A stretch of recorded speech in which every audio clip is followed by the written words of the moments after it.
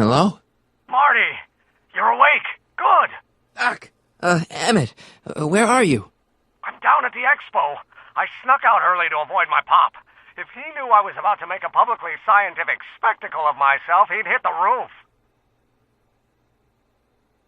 Why didn't you wake me up?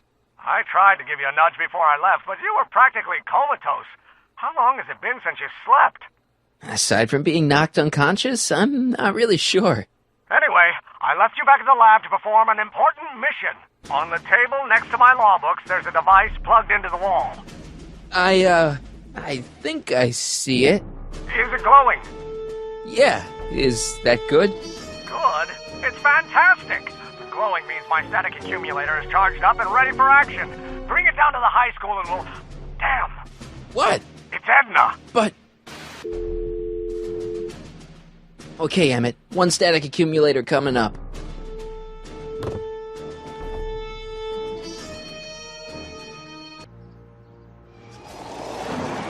Yeah! Jeez, Doc. Watch out. You almost ran me over. Sorry about that, Martin. This vehicle is sometimes difficult to control. Yeah. Hey, are you okay? After that argument about Emmett last night... I'm fine. Thank you for asking. So, how are the time circuits? Still broken. I've got a few ideas, but I'm occupied with other problems today. So is that what I'm destined to build for the expo? Yeah, it's a static accumulator. Emmett spent all night building it. Turned out he didn't really need to see Frankenstein after all. He just needed a little push. And some lightning. Fascinating. I also had an epiphany last night.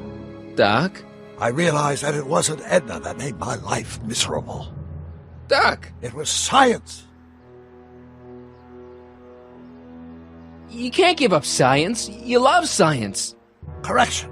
My younger self loves science. But if Emmett doesn't go through with a demonstration at the expo, his dreams of being a scientist will dim just enough for Edna to step back into his life and steer him down another path. Another path? What other path? I don't know. Architecture, automobile repair, taxidermy. Maybe I'll even pursue a life in law like my father always wanted. As long as Emmett steers clear of science, Edna and I will be free to be happy together. Even if you screw up Emmett's chances at the expo, there's no way he'll give up science now. He's too committed. You don't know me like I do. After he fails at the expo, he'll be in need of comfort. And Edna's already arranged a romantic little trip up to the lake. Doc, I'm begging you. You haven't thought this through. Haven't I? I guess we'll both find out. One thing's for sure. Emmett Brown's life will be a whole lot less complicated without a time machine in it. No! Ah! What the hell? Where'd it go?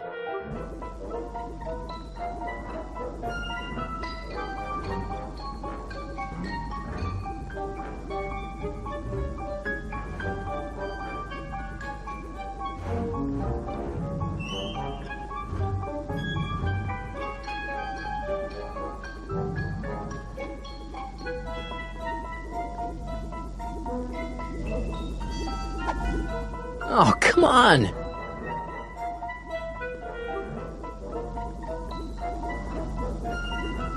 Here, little static thingy.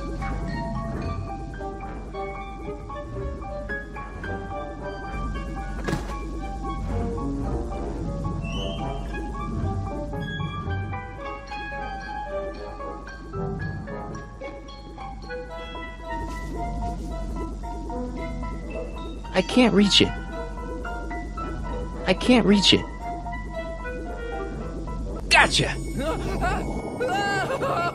Whoa!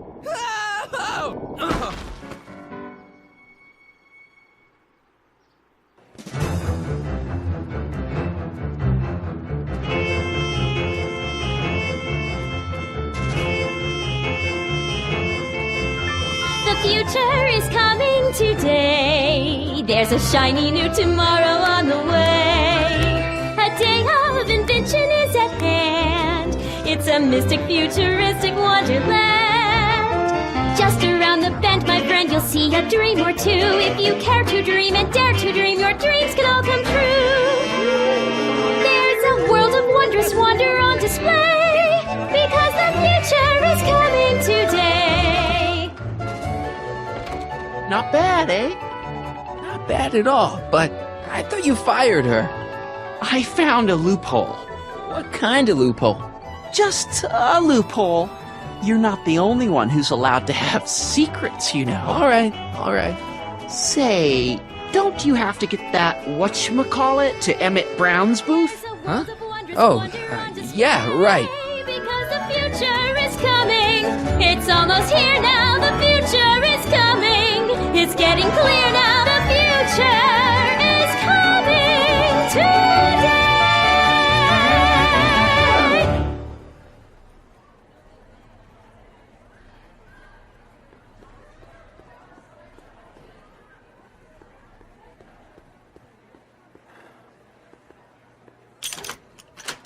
Insert ticket to enter.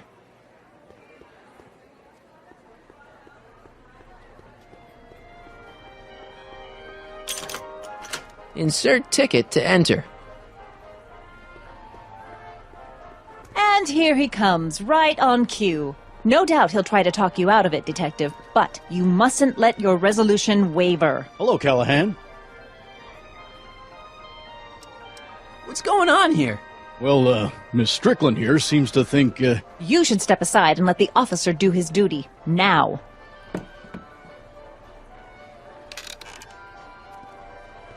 Wait a minute, that's Emmett's levitator up there. Oh, don't be so modest. I'd say you deserve at least half the credit. It was you who tricked poor Emmett into breaking up with me. It was you who manipulated him into dropping my project in favor of this clear hazard to public safety. The electrokinetic levitator was Emmett's idea. I just helped. What's your point? Oh, I think you know exactly what my point is. Emmett's invention isn't going to work, is it? At least not the way poor Emmett thinks it is. how do you know this? I had a very interesting chat with Carl Sagan last night. I found out who Harry Callahan really is, and where he comes from. Is there something you want to tell me, Harry? Why don't you call him by his real name?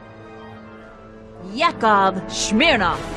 Thanks a lot, Doc. An anarchist! A foreign agitator bent on sowing chaos and destruction in the Hill Valley Expo! Annie, you don't believe any of this bullshit, do you? Sorry, Yakov, but I really don't have a choice. Very good. And now, arrest this subversive. Come here. Look, here's the thing. I happen to believe this dame's got a screw loose, but she's been getting some clout in town ever since that business with Kid Tannen. But Emmett's gotta fly that electrokinetic levitator at this demo. His whole future depends on it. And my future depends on making sure he doesn't. The chief reads her column religiously. And, well, if I don't do what she says, she's going to start a campaign to have certain tainted officers removed from the force. Isn't there anything I can do? Not unless you've got some dirt on Edna. Something that'll discredit her in the eyes of the law. Well? I'll dig something up.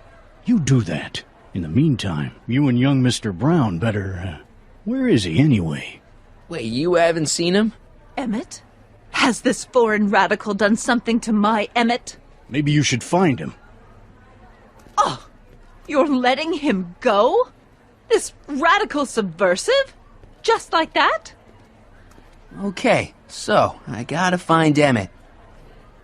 And do something about Edna.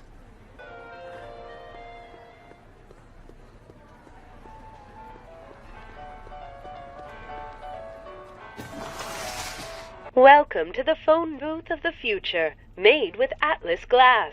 Atlas, unbreakable and soundproof. Our phone is hands-free, so you can enjoy a sandwich or a cigarette while chatting with friends in perfect privacy. Would you like to place a call? Yes, I'd like to talk to... Unfortunately, this phone booth only accepts incoming calls.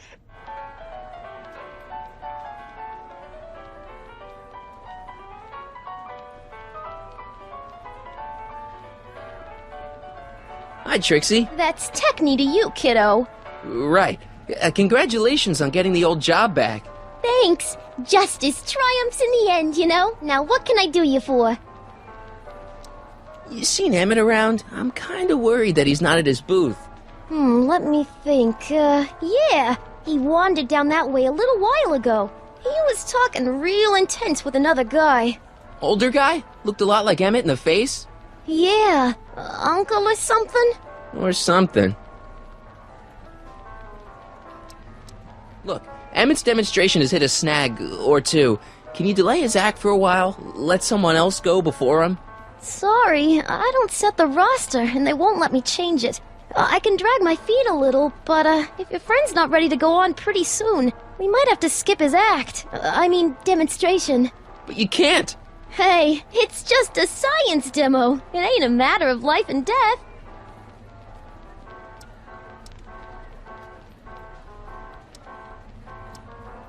Edna Strickland is trying to get Emmett's booth shut down. That dame don't know how to mind her own business, does she? Is there anything you can do to get Emmett's booth open again? I wish there was, but I'm just a muse. All we can do is inspire people. Thanks. Happy to help.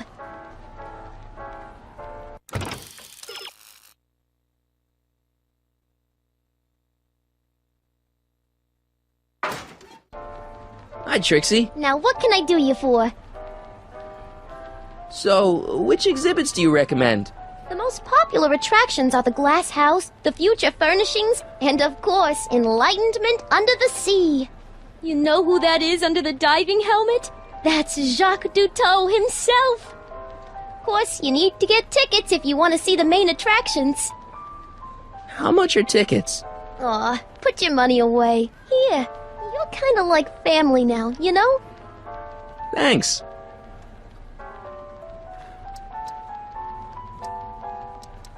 Thanks.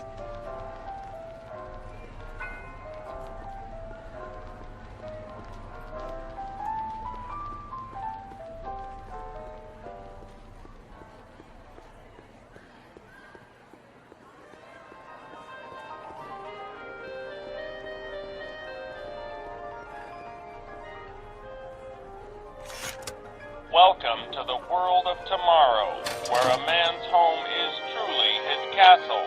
Here, gratification is just always a push of a button away.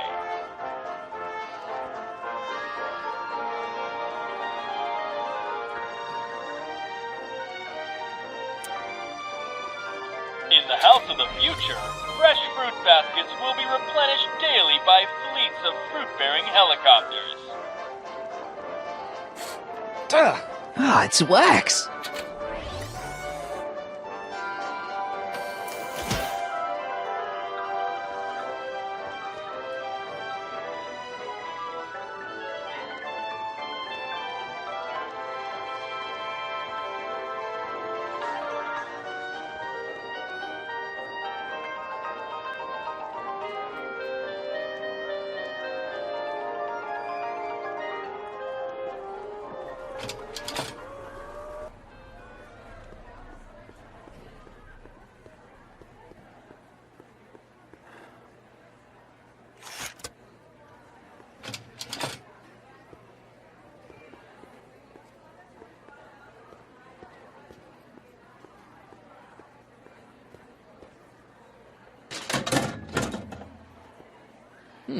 No one in here.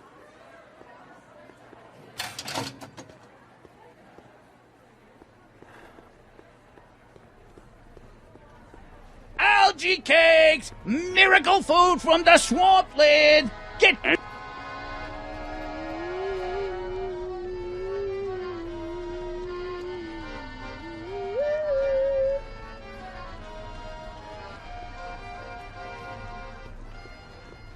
How about an algae cake? Sure thing, mister. Wait a minute. You're the guy that makes the algae cakes? But I thought you couldn't stand them. Hey! You're the guy that tried to pick up on my Eunice! Oh, for the love of... No algae cakes for you, Buster!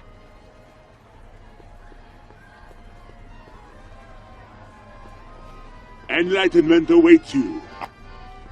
Here's my ticket. Give me a ride in that thing. Thank you, monsieur. I hope you will find your trip to the bottom of the sea most enlightening.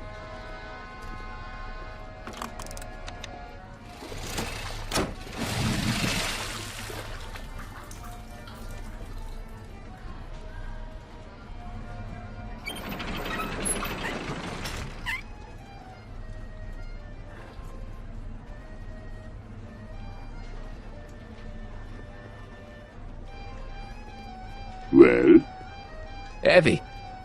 Monsieur has a way with words. Enlightenment awaits you. Excuse me, Mr... Duto, Jacques Duto, at your service. I'm looking for a friend of mine, Emmett Brown. Tall young guy, reddish-brown hair. A distracted look. That's him. Any idea where he went? He just passed by here with an older gentleman. I think they were headed into the House of Glass. Great, thanks.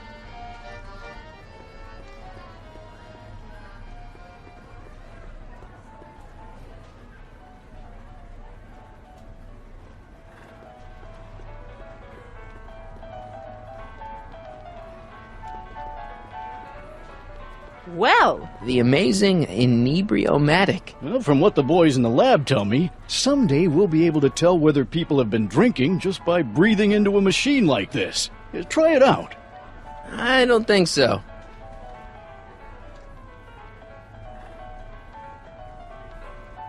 now, A potted plant? What's this got to do with law enforcement? A potted plant? What's this got to do with law enforcement? It's a bug. No, a plant, but it's got a wire recorder hidden inside, see?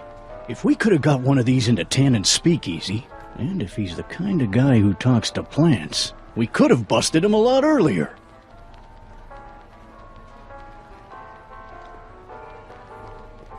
Hi, Trixie. Now what can I do you for?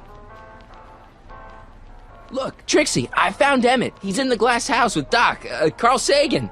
Oh good, that's nice. We've got to get him out of there. Aren't you being a little dramatic? It's an exhibit, not a prison. Thanks.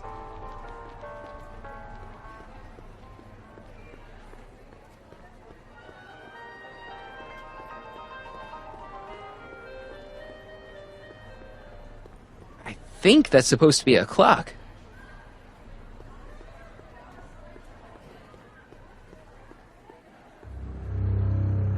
Hey, Emmett, come out of there. Don't listen to him.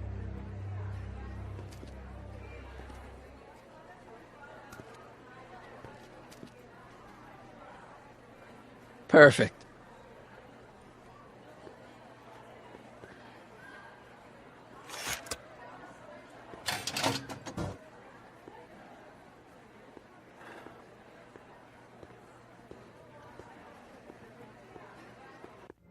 Welcome to the Atlas House of Glass, the future of domestic life. Okay, Emmett, let's get you out of here. Emmett! Emmett, don't listen to him. He's crazy. I'm still not sure about this business proposal, Mr. Sagan. Let me explain it again. Atlas Glass, unbreakable and soundproof. Soundproof glass. Great. Our living space can be configured to meet the needs of any family. Need a private study? Simply slide the walls in, or slide them out again to create a spacious banquet hall.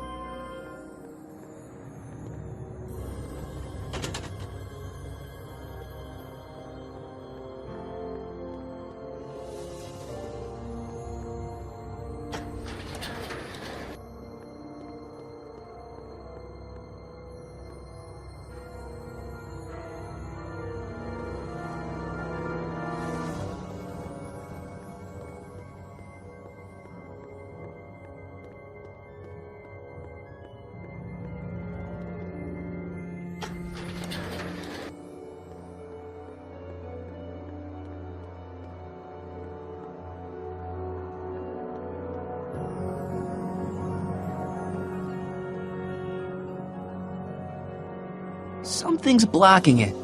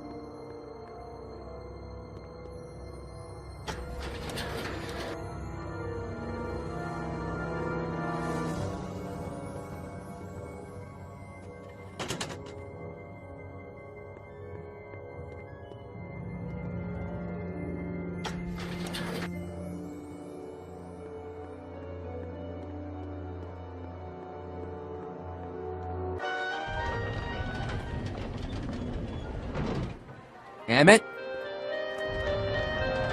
Where'd you take him now, Doc?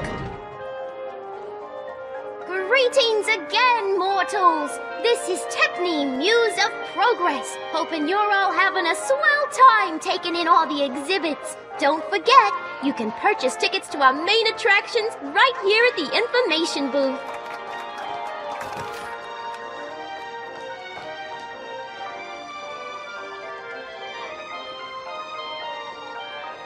This plant doesn't belong here. There's nothing futuristic about it.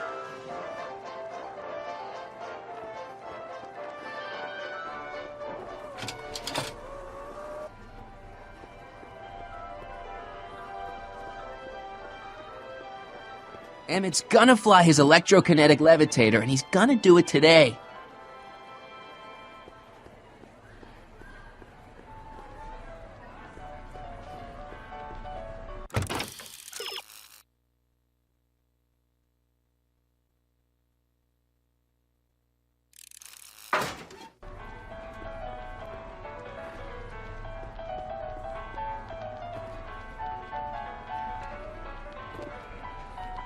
Hey, don't walk off with the recording plant. It's the only one I got.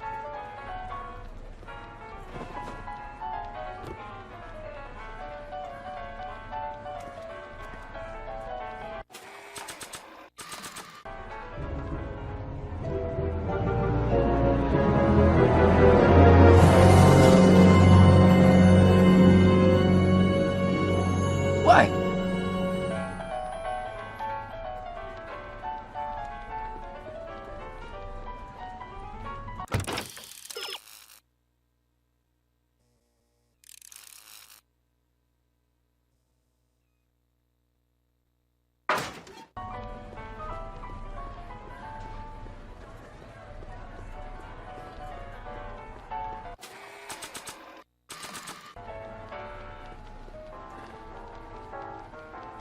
Okay, call me a snoop.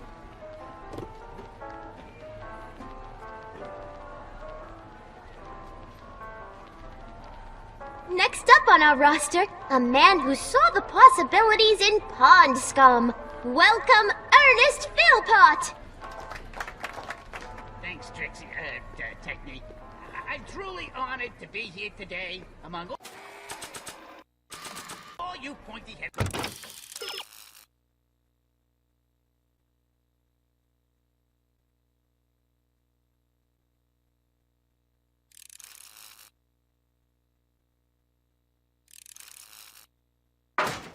type people. Like the lady said, I labor in the field of pond scum. A algae, ladies and gentlemen. The mysterious... Welcome to the world of tomorrow, where a man's home is truly his castle. Here, gratification is just always a push of a button away. And I am here to present my discoveries to our disbelieving world. Algae cakes, ladies and gentlemen. In the house of the future, fresh fruit baskets will be replenished daily by fleets of fruit-bearing helicopters. Vitamins A through J, along with enough protein to choke a horse. Until now, people haven't been getting the benefit of all this nutrition on account of the less than appetizing nature of the algae herself. In the house of the future, phone conversations will be completed in the privacy of the personal phone helmet. Hey! Please recite the phone number you wish to dial, or say hang up to terminate your phone helmet experience. Klondike 4253. Hill Valley Expo, where the future is coming today. This is Techni Muse of Progress. To whom am I speaking? Hey, Trixie, it's me, Harry. Oh, hi. What can I do for you? Oh, nothing. I was just checking out this snazzy phone. Okay, bye. Bye. Conversation terminated.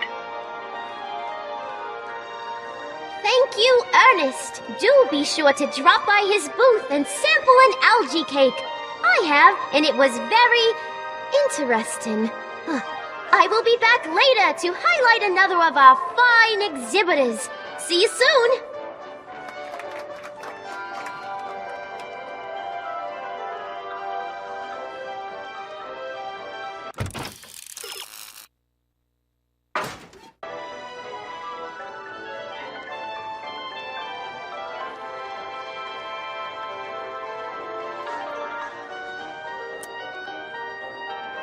In the mood for fun? The House of the Future comes equipped with a modern home entertainment center. Chinese checkers and everything.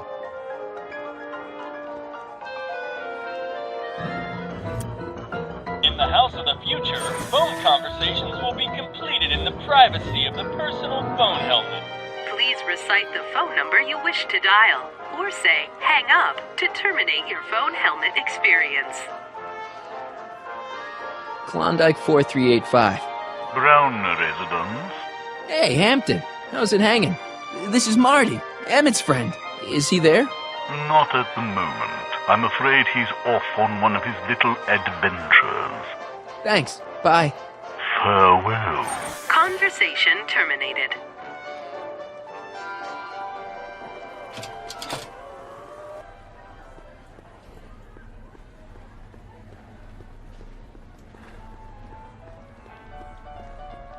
Hi, Trixie. Now, what can I do you for? Did Emmett come through here with Carl Sagan? Sorry. Okay, you're a muse. Can you inspire me an idea? I'll try. Well? Maybe it doesn't take effect right away. Thanks.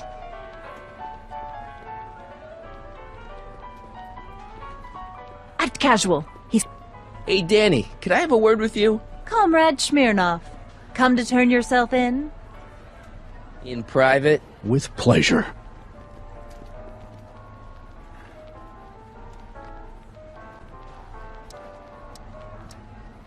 Emmett's been kidnapped by Carl Sagan. What?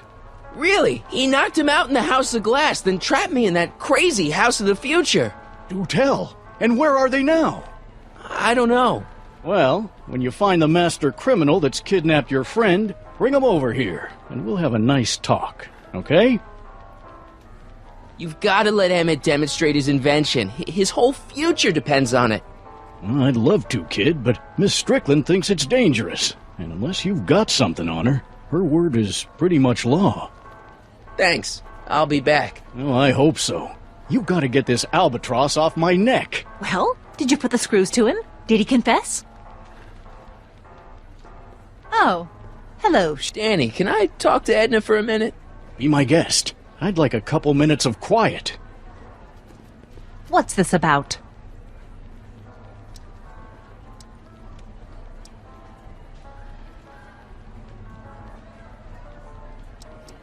Have you seen Mr. Sagan around here anywhere? No, and I wouldn't tell you if I had. He's more than a little scared of your anarchistic tendencies. What'd you do with Emmett, Edna? What are you talking about? You're the one who's trying to ruin his life. Believe it or not, I'm the one trying to save it. From what? From you, mostly. Okay, this is pointless. I've got to find Emmett.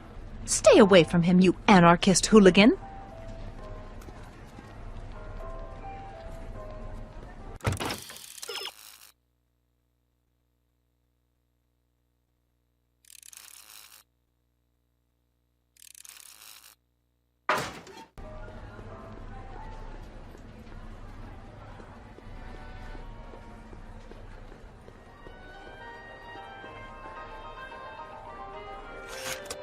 Welcome to the world of tomorrow, where a man's home is truly his castle. Here, gratification is just always a push of a button away.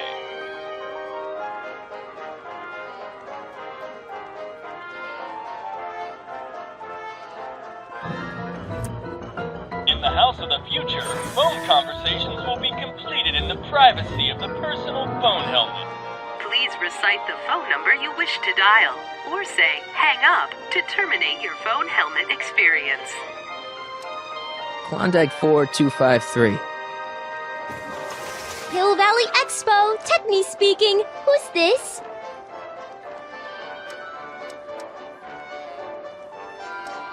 This is Anthony. I'm looking for a friend of mine, Mr. Closeoff. Closeoff? Yes, first name Oliver. Oliver Closeoff? Listen, kid, I didn't just fall off the poutine truck. Who is this really? Hang up. Conversation terminated.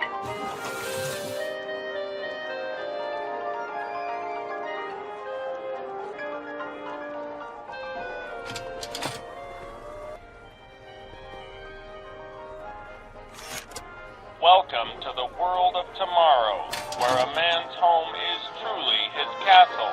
Here, gratification is just always a push of a button away.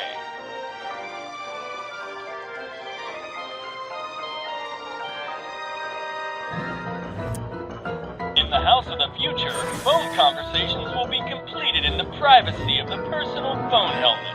Please recite the phone number you wish to dial, or say hang up to terminate your phone helmet experience. Klondike 4253. Jeez, always with the phones. Yeah? This is Carl Sagan. Ooh, the mysterious Mr. Sagan. What do you want? Can you put Edna Strickland on the phone for me? Sure thing, Mr. Sagan. Hey, Strickland! Somebody actually wants to talk to you. Mr. Sagan, I didn't expect to hear from you again till after the expo. You didn't? Yes, wasn't that part of our plan? Yes, our plan. About that plan. I'm a little unclear on the details of our plan. Unclear? But it's your plan. I mean, I'm worried that you're a little unclear on the details. What details? All I'm supposed to do is use my poll with Detective Parker to get Emmett's demonstration canceled while you keep Emmett distracted. You are keeping him distracted, aren't you? Oh, yes, he's a very distractible young man. Oh, that's what I keep telling everyone. There's been a change of plan. What? Yes, I've changed my mind. I think we should let Emmett go through with his demonstration. But you told me it could be dangerous, and that Yakov Smirnov was a foreign agitator. That the only way I could get Emmett back would be to scoop him up after his dreams were shattered, and... Yes. I said a lot of things, but I was a little crazy at the time. The important thing is, now I think you should let Emmett go ahead with his little demonstration. Oh, I get it. What? It's Comrade Smirnov, isn't it? He's gotten to you. No! I really want Emmett to go ahead with his demo. Don't worry, Carl. You can count on me. I seem to have momentarily lost track of Emmett. Do you have any idea where I might find him? You lost him? You were supposed to keep him distracted. Oh, I have been. He's just wandered off. Well, go look for him. I've got my hands full with Parker. Regarding, You know what? You know what? The little matter we were whispering about yesterday. Oh, that! As a matter of fact, I'm glad you brought it up. I was thinking, wouldn't it be a good idea to pin it all on Yakov Smirnov? Pin what on him exactly? You know, it! Oh, I get it. You're still sore about going to jail. That was the dog's fault. If he hadn't come galumping up to me right after I started the fire, I could have gotten clean away, and I never would have had to divert suspicion to you. She's the speakeasy arsonist.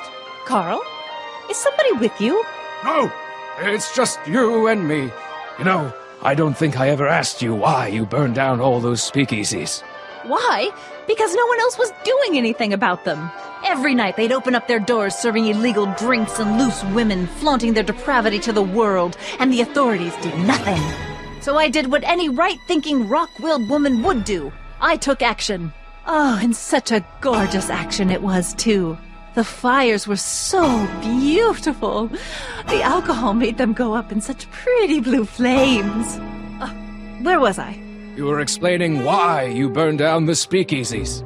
Yes. Did you find my answer to your liking? It was very revealing. Hang up. What? Conversation terminated. Jeez, Edna was always a loon. I hope that confession's good enough for Parker.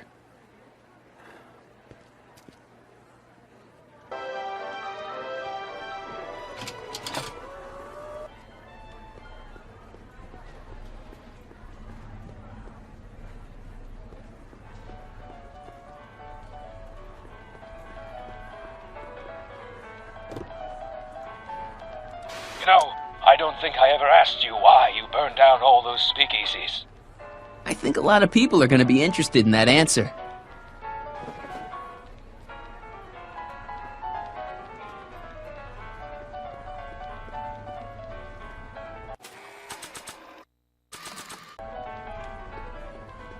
Shh, he's approaching.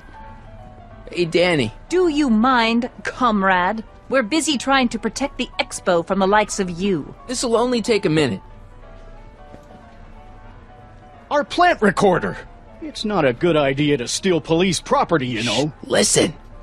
You know, I don't think I ever asked you why you burned down all those speakeasies. Why?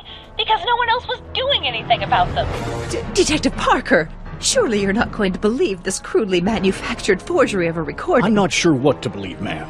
But based on this crudely manufactured forgery, I'm afraid I'm going to have to ask you to come down to the station to answer a few questions about your whereabouts on the night of the speakeasy fires. Oh, very well. Heavens, what's that? You know, one of these days I should really stop falling for that. Hey, does this mean that the barricades can come down from Emmett's booth? Let's take that as a yes. Okay, Doc. Where have you taken Emmett now? Maybe somebody around here's seen him. The next exhibitor on our list is Officer Danny Parker of the Hill Valley Police Force. Officer Parker is going to demonstrate a few of the many marvelous tools that our boys in blue will soon have at their disposal. The criminal element has truly met his match today. Officer Parker? It seems our next exhibitor is unavoidably detained, but I'm sure his presentation would have been both enlightening and exciting. How about a round of applause just for the heck of it?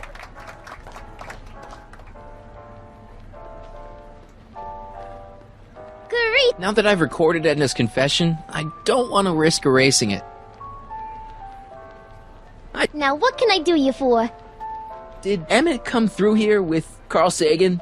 Sorry. Thanks.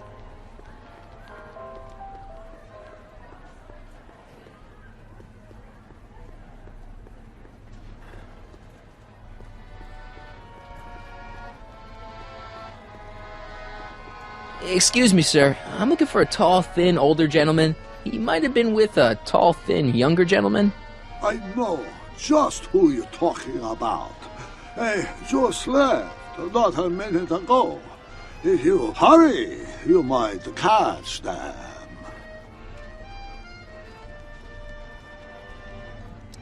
Take off your helmet. I prefer to leave it on. The inland air is difficult on my sinuses. I know you're in there, Doc. Doc? Yes, I am a doctor of marine biology, but I fail to understand what you're... Quit fooling around, Doc. What have you done with Stop! Help! I'm being attacked! Harry! What are you doing? You can't assault the exhibitors! You don't understand. He's kidnapped Emmette. The boy's obviously confused. I'll say he is. You want I should toss him out on his ear? That won't be necessary. Do you know who that is? That's Jacques Duteau of the Oceanic Institute. No, it's not. It's... Please, keep it down. The Expo went through a lot of trouble and expense to secure Professor Duteau. We can't afford to antagonize him. But... If you've got a complaint against him, we can straighten it out after the show.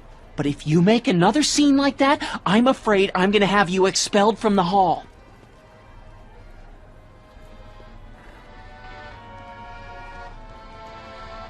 Professor Duteau, huh?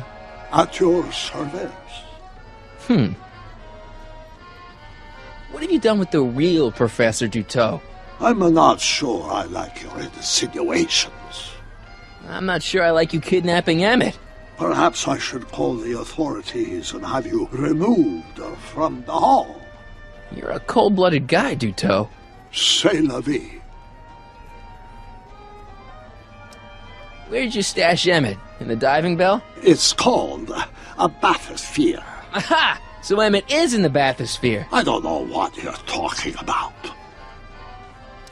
You're not gonna get away with this, you know. As they say in my country, que sera, sera.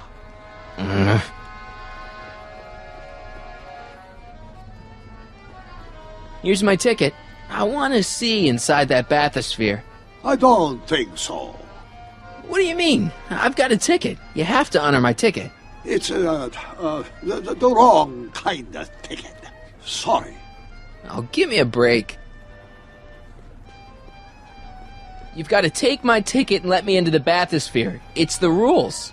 If you've got the problem, go lodge a complaint.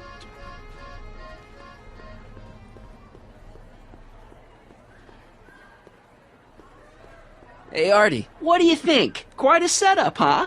The expo? Sure, but I was wondering. This ticket should get me into any exhibit on the floor, right?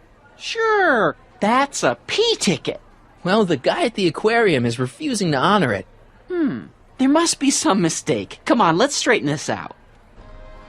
Professor Duteau, this young man claims you refused to take his ticket. Not at all.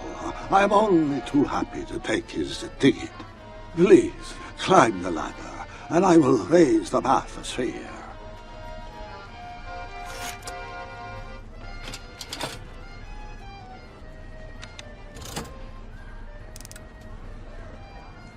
Mon Dieu!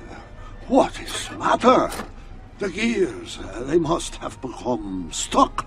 I am afraid I cannot raise the bathysphere at this moment.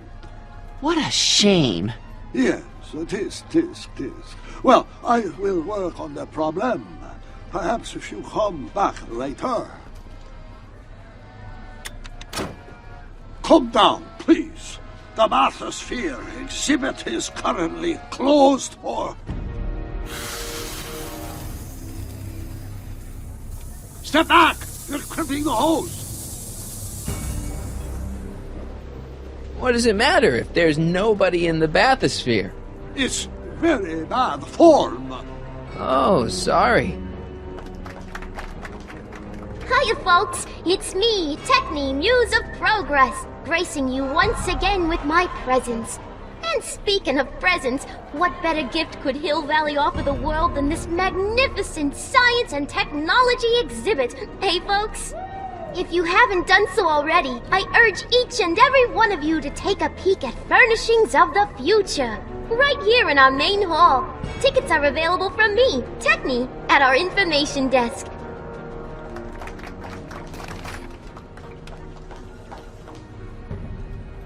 It's an old nautical superstition. A crimped hose means imminent doom.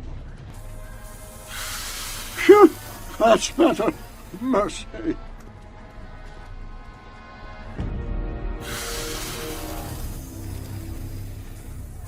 Step back! You're crimping the hose!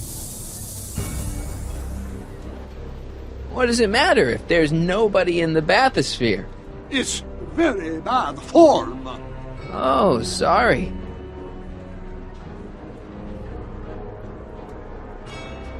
Step... Hey!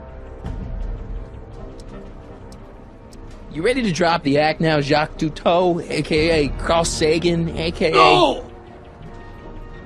I'm just gonna keep holding this air tube closed until you raise the bathysphere. I wish you wouldn't.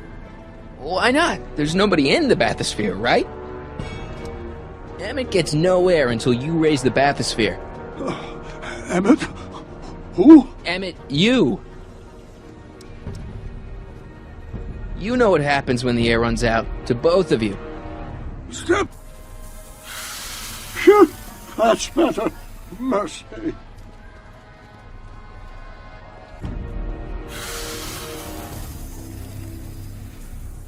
Step back!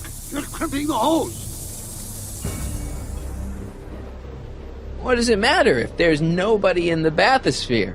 It's very bad form. Oh, sorry. Hey! I'm just gonna keep holding this air tube closed until you raise the bathysphere. I wish you wouldn't. Why not? There's nobody in the bathysphere, right? Emmett gets no air until you raise the bathysphere. Emmett? Who? Emmett, you! You ready to drop the act now, Jacques Cousteau, a.k.a. Carl Sagan, a.k.a.? No! I'm just gonna keep holding this air tube closed until you raise the bathysphere. I wish you wouldn't. Why not? There's nobody in the bathysphere, right? You know what happens when the air runs out, to both of you. Step off the hole! Can't you see he's messing with us? There's nothing wrong with those gears. Monsieur Dutot is doing his best to fix the exhibit. Hovering over him like that doesn't help the situation any. Step off the holes! Raise the bathysphere, Doc. Hey! I'm just gonna keep holding this air tube closed until you raise the bathysphere. I wish you wouldn't. Why not? There's nobody in the bathysphere, right? You know what happens when the air runs out, to both of you. I command you uncrimp that hose! Funny, you'd think it was you who was running out of air, not the guy in the bathysphere. I don't know what you're talking about. It's as if you two were connected somehow.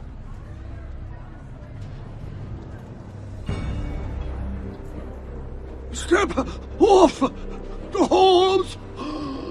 Raise the bathysphere, Doc. I won't do it! Then neither will I.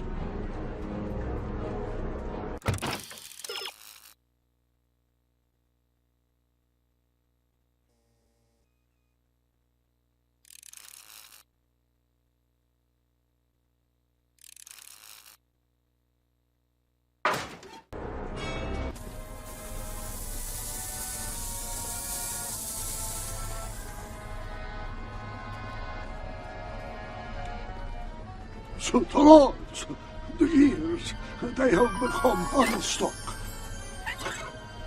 There, see? It was just a malfunction after all.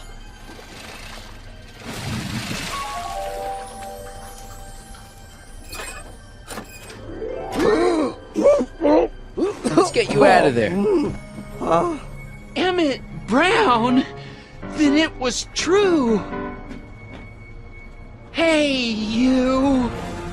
Hey, he just took that guy's wallet. I think he took his wallet. Oh, remind me not to become an oceanographer. I guess I must have a touch of claustrophobia. Never should have gone in there. Well, we've all got problems. Now, you'd better get back to your booth Funny before... thing is, I don't even remember going in there.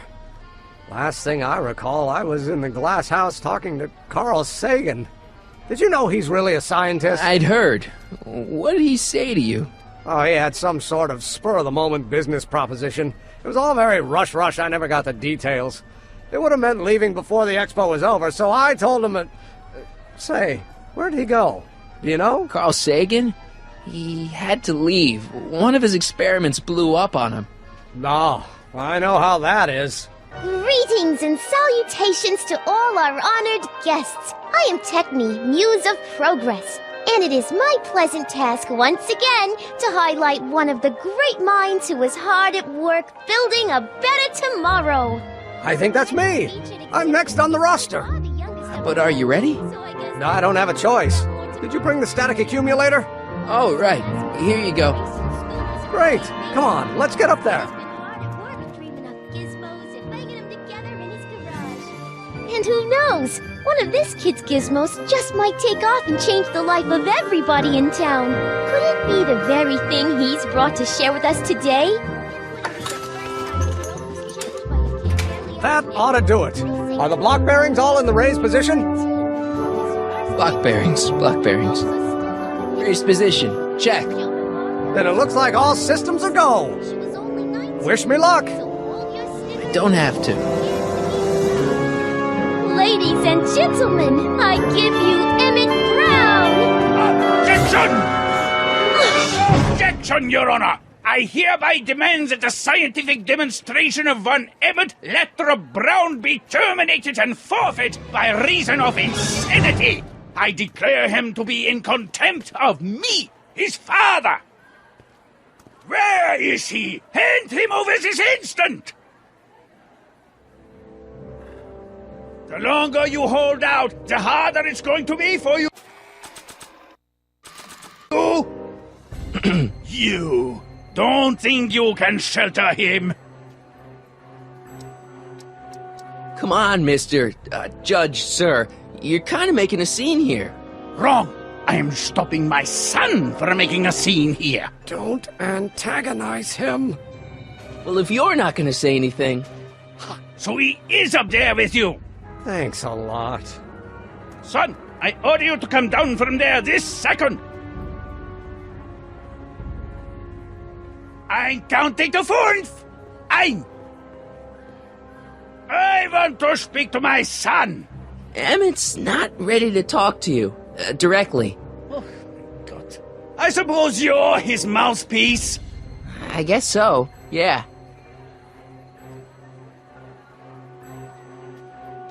Can't you two have it out later? You mean after he's gone through with this ridiculous stunt? Yeah? No! You can't talk him out of it. His mind is made up. So, if talking won't work, there's always thrashing. If I can say so, sir, the problem is you're coming on too strong. You intimidate him. I don't intimidate him enough. That's the problem. Stay right there. I'm not going anywhere. Fear! Emmett. I'm not talking to him. There's no point. So, what's your plan? I just stand here like this indefinitely. After a few centuries, the process of petrification will set in, and that'll be that. Okay, that is a plan. Maybe he'll give you a fair chance to explain yourself. He is a judge, after all. Yes, a judge who's already passed sentence. He won't listen to me. He never has. I'll be right back.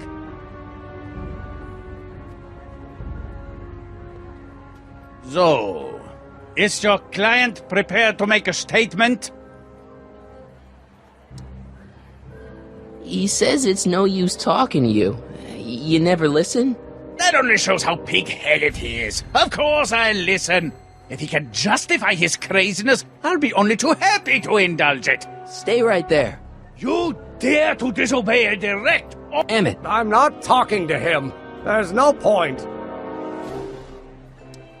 You heard him. He said he'll listen to you. Well... At least give it a shot. Father? Son? You've never understood the first thing about me. All you want to do is step on me, squelch my natural instincts. You don't know what it's like to be young. You don't know what it's like to have dreams, to have ambitions so great and so powerful that they've got a life of their own. And it's all you can do to hang on for dear life while they gallop on where they must. This is America, Pop. And in America, a person doesn't have to do what his father did. Isn't that why you came to America? To live where there wouldn't be so many rules? Well, we talked. Are you happy? Emmett? Here to play peacemaker again, Pollyanna?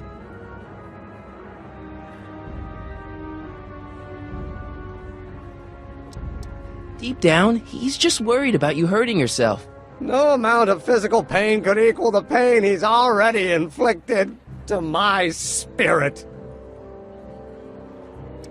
Okay, so he's got a strong personality. Strong personality. Lord save us from strong fathers. Why couldn't I have been born to a nice, wimpy milquetoast? Yeah, well, that's no picnic either. The important thing is, fathers can change. Says you. I don't know. I think you two are on the verge of a breakthrough.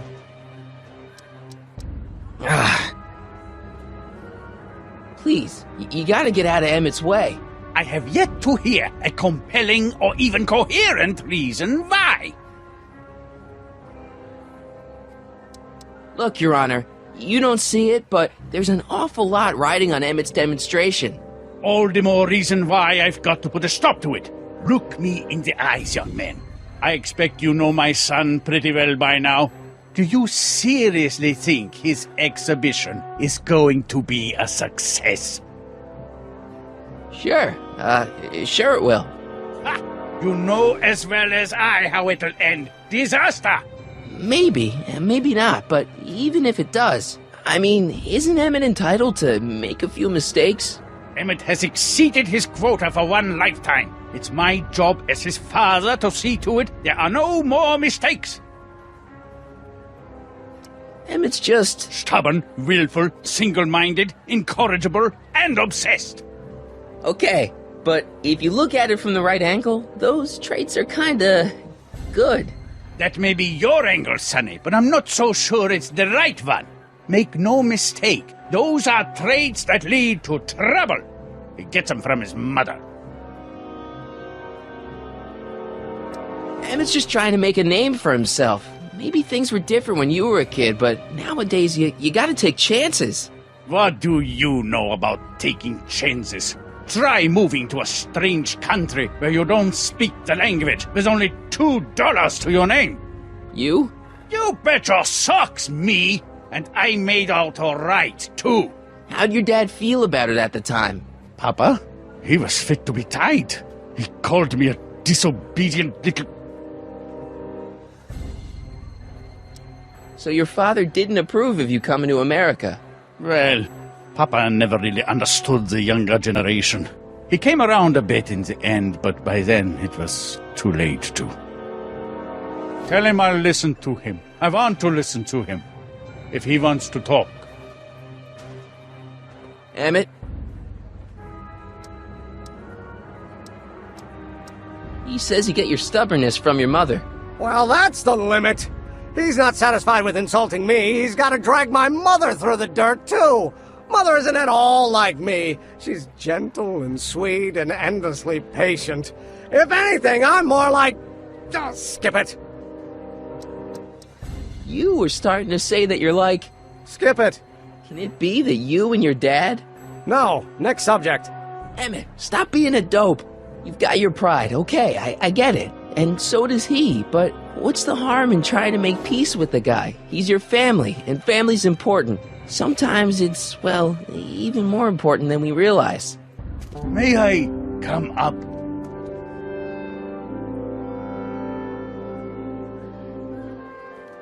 So, you think my new invention is a disaster waiting to happen? Yes, I do.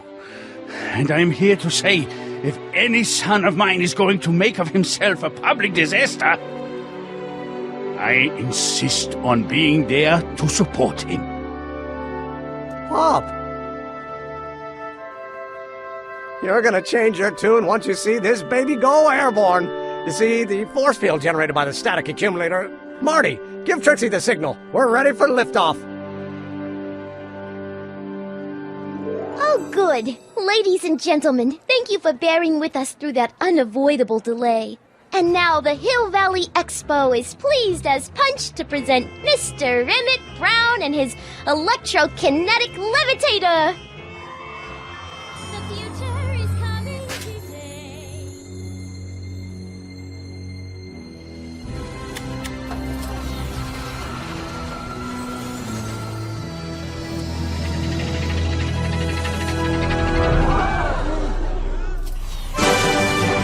Look at that!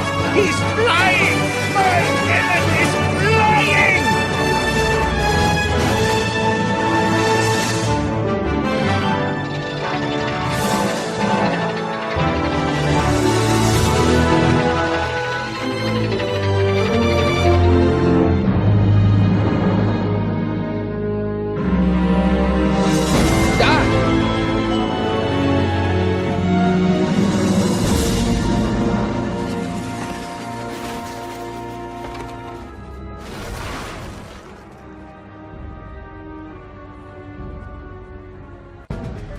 Hey! Hey, stop! Get back here!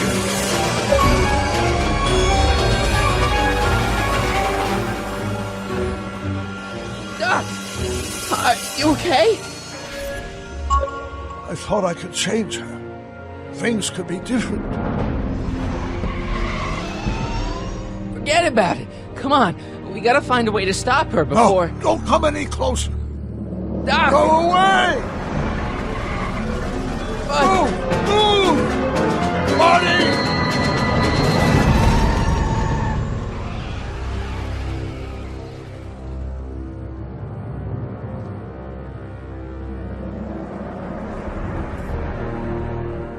Oh my God! Doc! Say something. Chromium, lithium, potassium, iridium, titanium, ruthenium. I'll get help.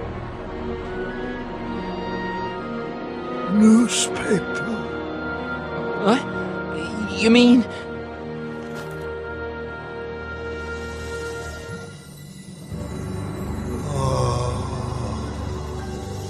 Gonna get you to a hospital, Doc. You're gonna be okay. Yes. Oh, I think I am going to be okay, Marty. No, come on, Doc. Doc, don't do this. Don't go.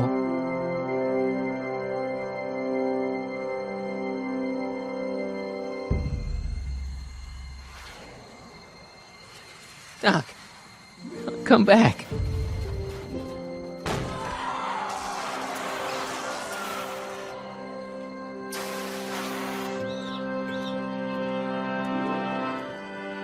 Doc?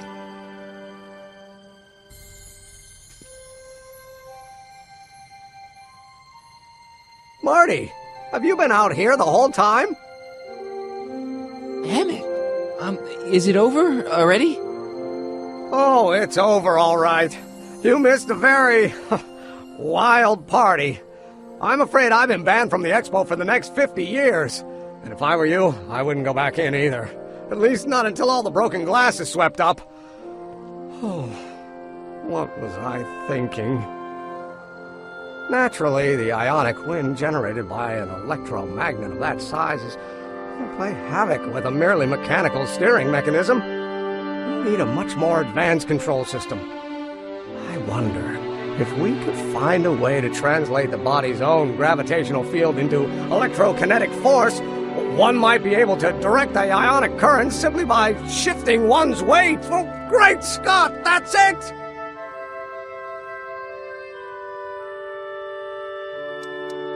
So, what comes next? Work, work, and more work. A few more stumbles, followed by a breakthrough or two. The way I see it, it's those little mistakes along the way that advance us along the pathway of knowledge.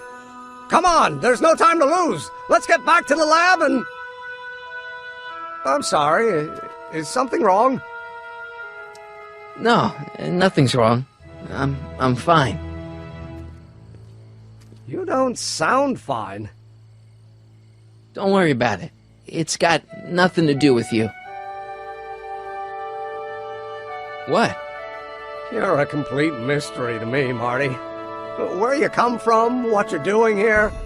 But there's one thing I do know. Whatever it is, it does have something to do with me. Please, Emmett, don't ask any... What's this? Come on, let me see. I deserve an explanation. Okay, here goes.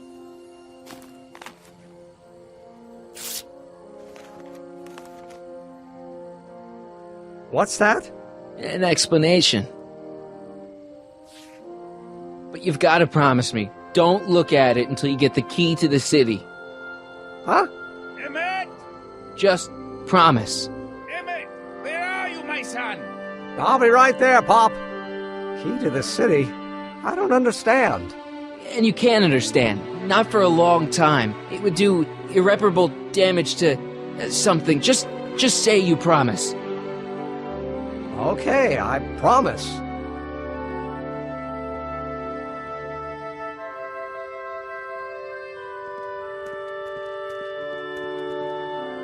Wait, I will see you again, right? I guarantee it. Emmette!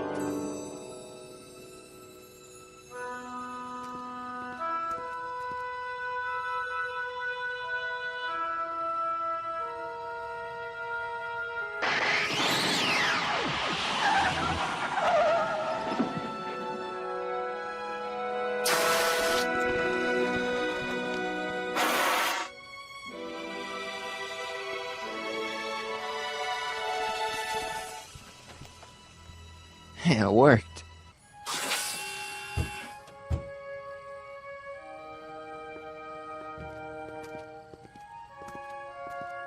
So, you were the same Marty.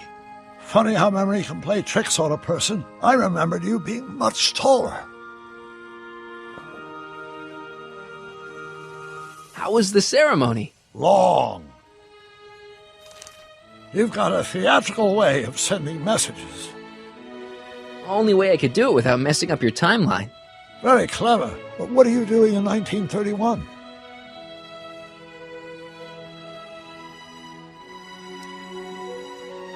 I came to make sure you stayed on the path of science. As opposed to what? The dog food business? Politics. Politics? That doesn't sound like me. It wasn't. Never mind, it's better I don't know. Let's just get back to 1986. That is, unless your presence has caused any other time anomalies. Me? Nah, no. Well, I'm still a little confused about my...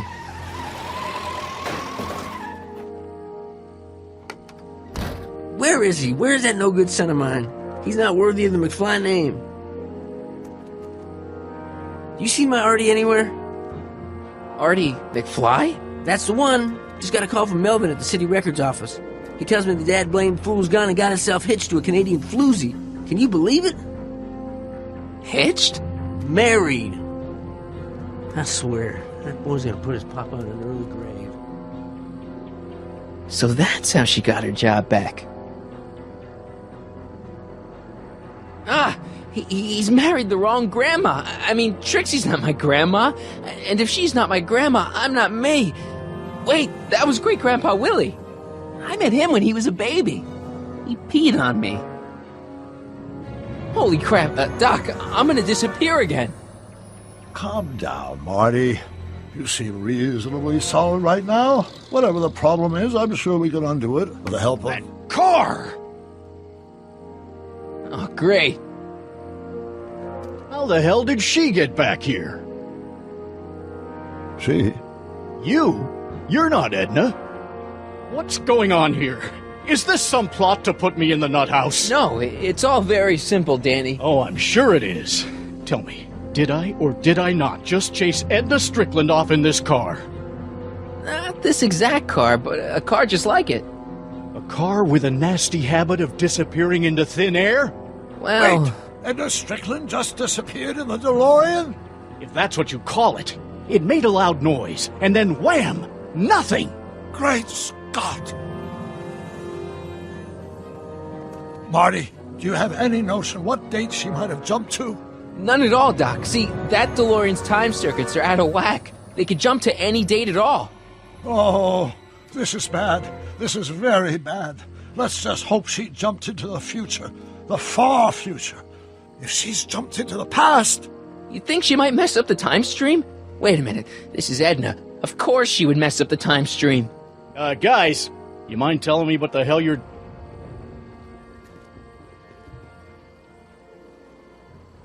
Uh-oh.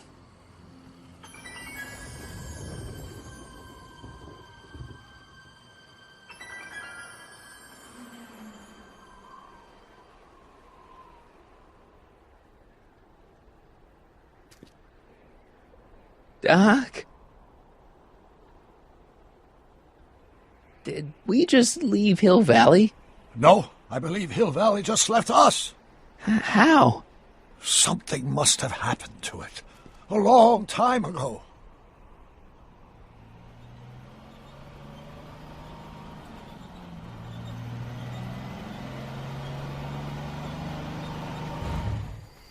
Well, now you two looking mighty lost. Hey, what on earth is that thing? It's an experimental vehicle. Pay it no mind. Look, maybe you can help us. Did your son just marry a Canadian saloon singer named Trixie? Artie? Pshaw, that boy ain't got nerve to ask a girl to the church social. You acquainted with him? Only slightly. Oh, we're just passing through. We hope. Tell us. We're looking for Hill Valley. Well, which is it, a hill or a valley? No, it's a town. It's a town called Hill Valley. Hill Valley, a town? Say, I think I once heard that there was a town here a long time ago. Don't know much about it, though. Just as I suspected. When did Hill Valley go away? Oh, heck, I don't know. That was all before I was born. Then whatever it was must have happened at least 45 years ago. Nobody much cares to settle around here nowadays. My dad tried to buy a farm in this area years ago, but he got run off by Scary Mary. Scary Mary? Well, that's what we all call her. Lives a couple miles from here. I make a monthly drop at her place. She's a fiend for news. Takes all the papers in the county, never throws one away. Say, if there's anybody who can tell you what happened to Hill Valley, it's her. Can you direct us to her? It's imperative that we talk to her. Sorry, fellers, but I'm pretty sure she won't talk to you. Why wouldn't she talk to us? The thing of it is, guys, Mary's older than dirt, but she's also a little tetched, if you catch my drift. She doesn't like strangers. I'm sure we can handle her. We'll be very polite. Please, we gotta see her. Well, okay, if you insist. Take a right turn just after the bridge, then follow the wheel ruts till they come to an end. You'll have to go the last quarter mile on foot. Good luck, and don't say I didn't warn you. I got a notion I'll be kicking myself for sending you up there.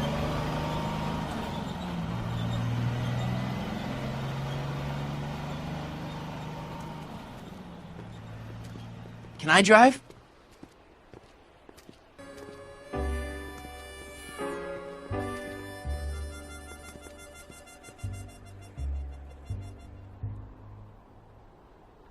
Mary Pickford.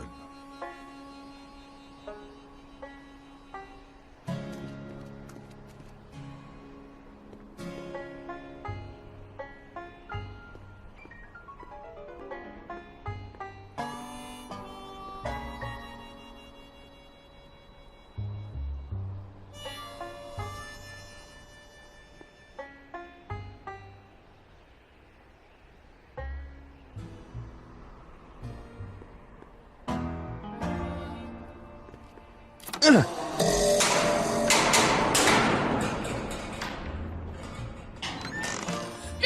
away from the cabin!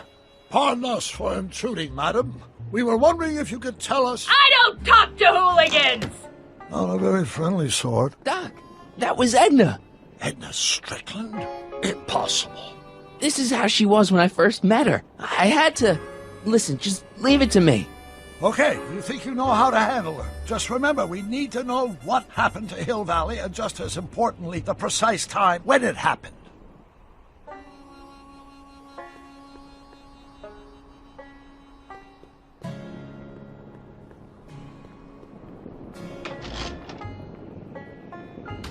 Yeah, I can wait.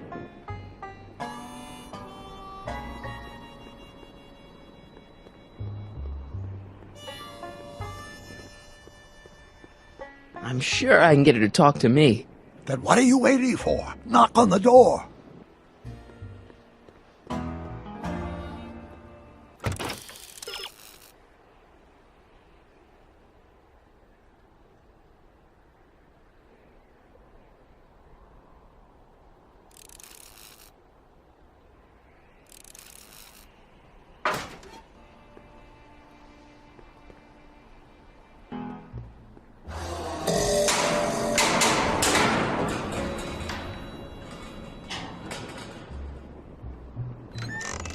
Hey, Miss Strick. Who are you? Harry Callahan. That's a foolish name, and I make it a rule not to talk to strangers with foolish names. But we're not strangers. How do I know you? You tried to have me arrested once, a long time ago. Remember? Listen, Sonny, I'm an easygoing woman, but I got a few rules I live by. And rule number 1 is, I never, ever talk about the past! Or the future, neither. I don't talk about any day but today. I guess that didn't go so well. Of course she doesn't talk about the past, because there's something in her past she's trying to forget. But we're gonna pry it out of her. Go ahead, knock on the door again.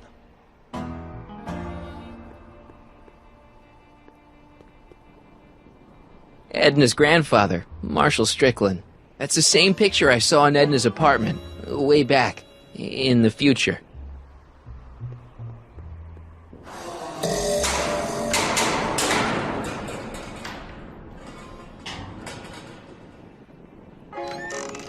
What?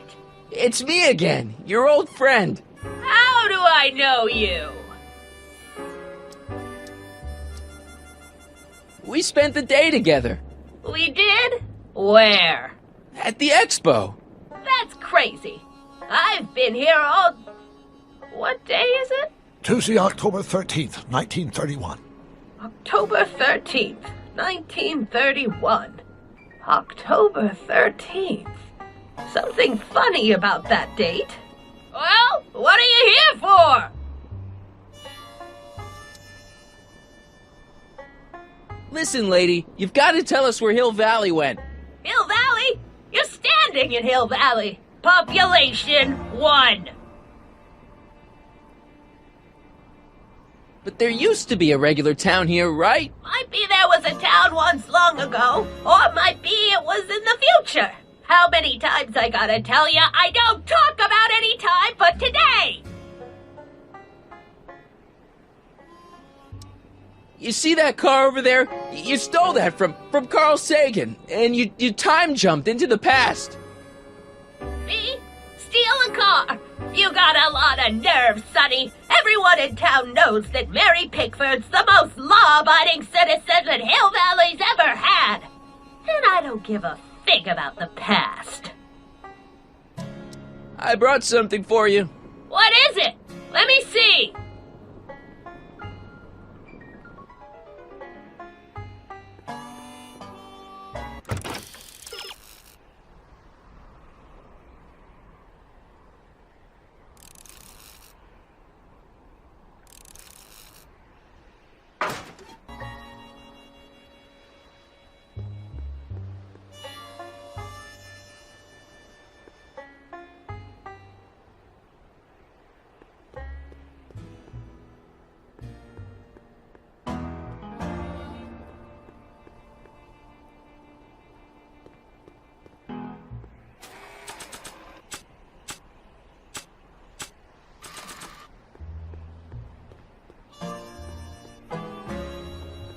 I brought you him. Him?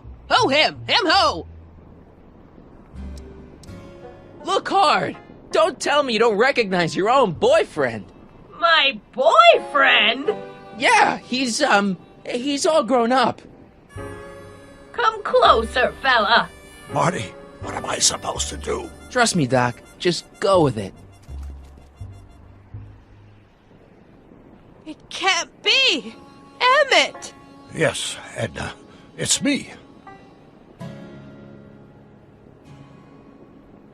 It is! It's October 13th, 1931! Oh, and you are Emmett! Emmett! How did I get so turned around? Have I been dreaming? Or stay there! It's a classic case of repressed memory syndrome. Once the mental dam is broken, the subject is immediately plunged into the midst of the very scenes she's trying to forget.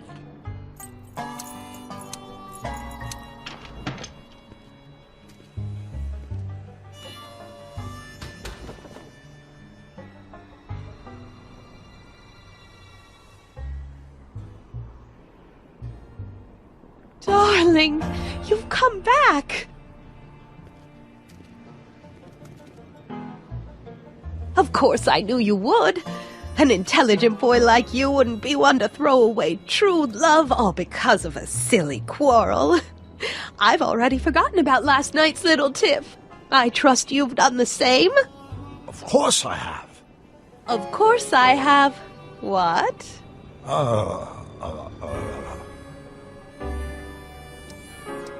Schnookums. Schnookums. You're sweet. But you're still keeping company with this Smirnoff character. I insist you drop him. He's a bad influence. And you've got to stop working on that dangerous electrokinetic... What's this? Okay. I suppose now you're miffed with me for forcing Detective Parker to close your booth down. Bitter medicine for you, I know, but I had to do it. And Parker had no choice but to obey my orders. He knows that my opinion carries a lot of weight in Hill Valley, and he'd never... Parker would never... Oh... What is it? I don't know. Something about Detective Parker. Something that happened to me on October 13th. What could it be? Can you jog her memory? If we can keep her mind in the past, we may get the full story of Hill Valley's premature destruction.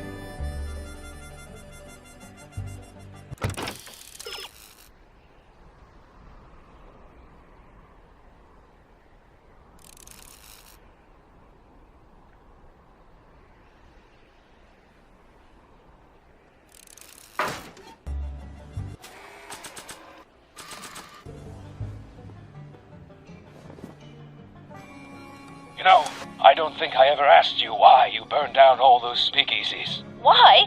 Because no one else was doing anything about them. No! Turn it off, you imbecile! If Parker hears that, he'll...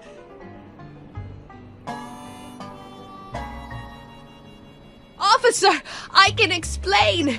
It was a trick. I was framed. Oh! He's after me!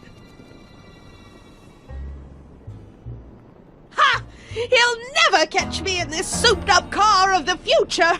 Curses! I can't shake him. Well, no use in holding back now. Let's see what this baby can do. And here it comes! Yes? Here what comes? I don't know. Something really unexpected is supposed to happen right about now, but I'm not sure what. Oh, come to think of it, how can I be expecting something unexpected? What's going on? Quick, Marty. We've got to find a way to push the story along before she snaps out of her reverie. Nah.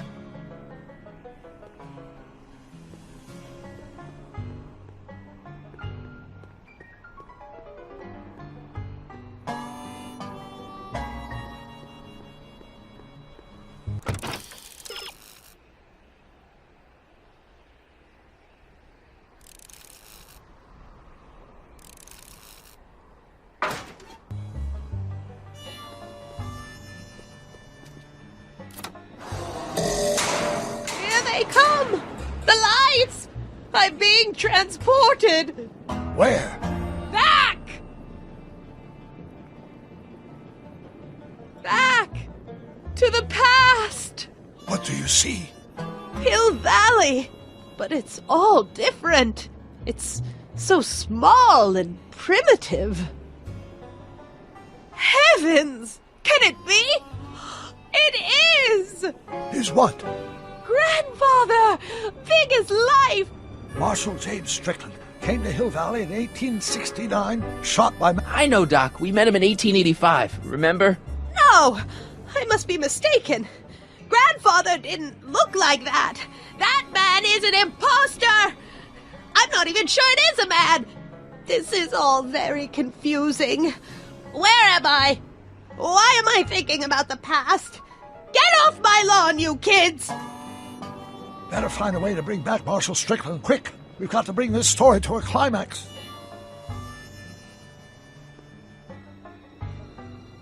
Edna's grandfather, Marshal Strickland. That's the same picture I saw in Edna's apartment, way back, in the future.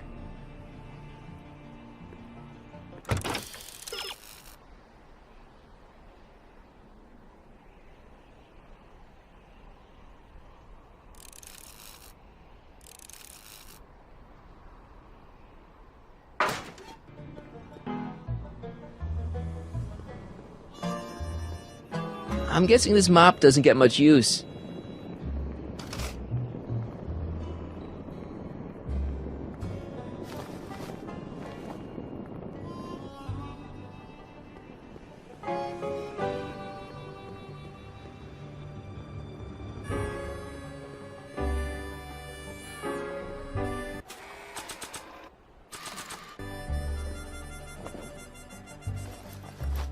It looks a bit like Grandfather now, but he would never have walked around bareheaded.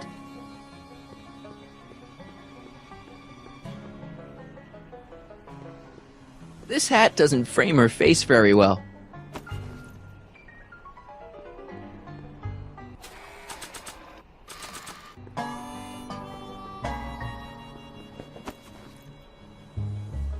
Not bad. Oh, Grandfather, how well you look. How well everything looks. How does everything look? Tell me. It's a bit rustic, to be sure, but all the buildings are so sturdy and well kept. And the young people of Hill Valley, they're so virtuous and upright. So unlike the degenerate specimens from the 20th century. And I know the reason why. Why?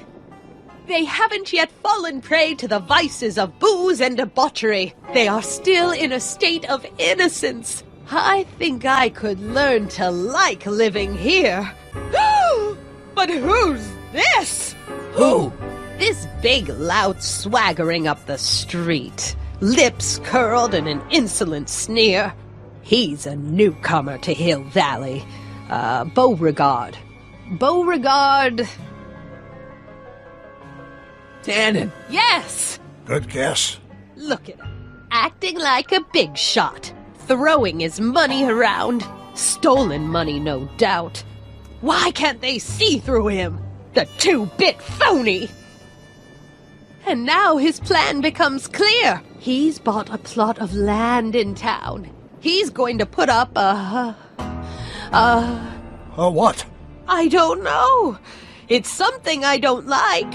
Something evil. This is the key to our mystery. We've got to get her memory back in the groove.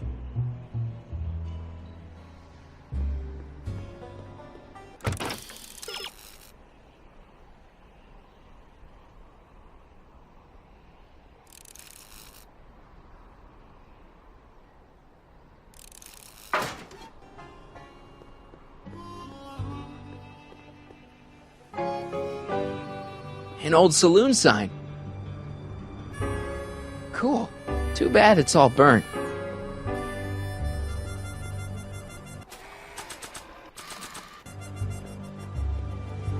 Here's something that'll make you remember. Remember what? I don't like to remember. Who are you? What are you doing in my yard, you hooligan? No, Edna. No yard. What? This is Emmette speaking. It's October 13th, 1931. Yes. And something's about to happen. Oh yes, something big. But what? Better not talk to her directly. It'll break the spell.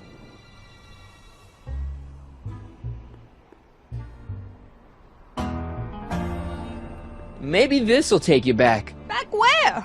I don't want to go back. Stay in the moment, Edna. Please, Marty, don't interrupt the trance.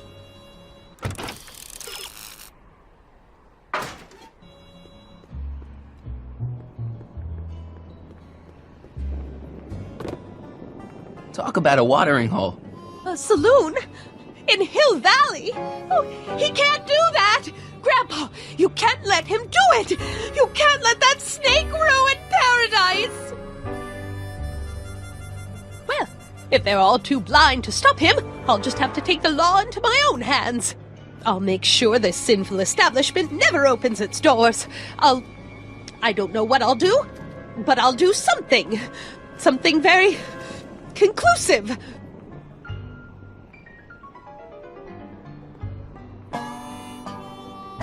I wonder what's cooking.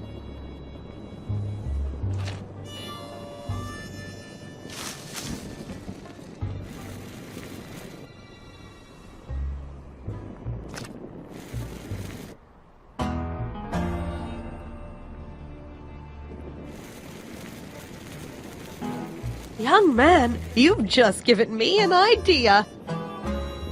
First, we'll need some kerosene. Apply it liberally to the building site. No sense in being parsimonious. And now, watch.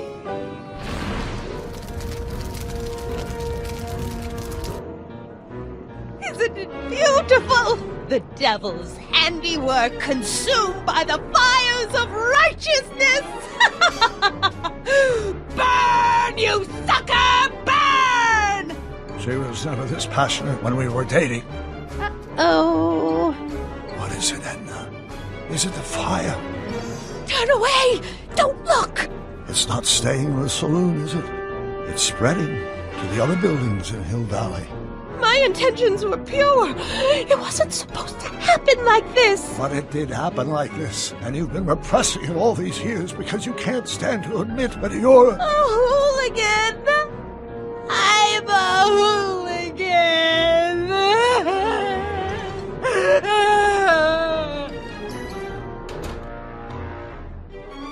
Did I lay it on too thick? Here's the story. Black and white and red all over. Huh.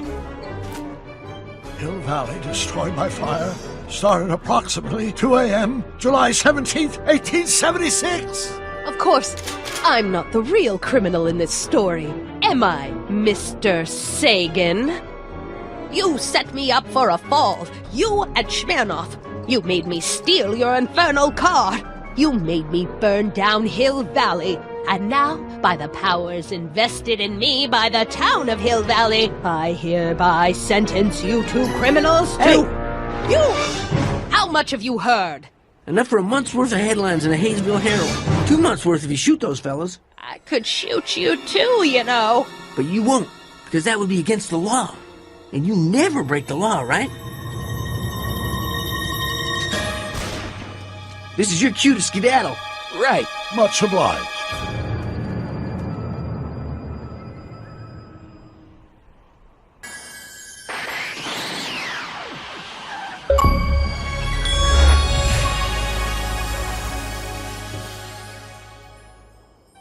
There's Beauregard Tannen's half-finished saloon. Sometime during the next hour, Edna's going to light it on fire and accidentally burn down Hill Valley. I wonder where her DeLorean is. We'll find it later. Right now, we've got to stop that fire. I'll go around back, you go through the front. Got it.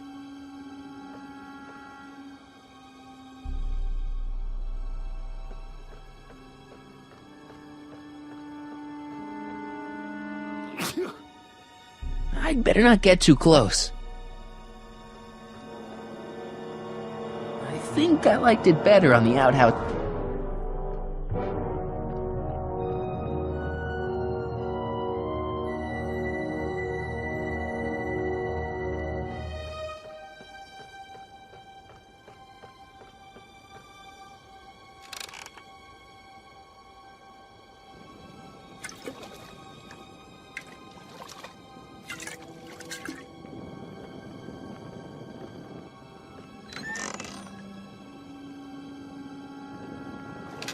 Who's there?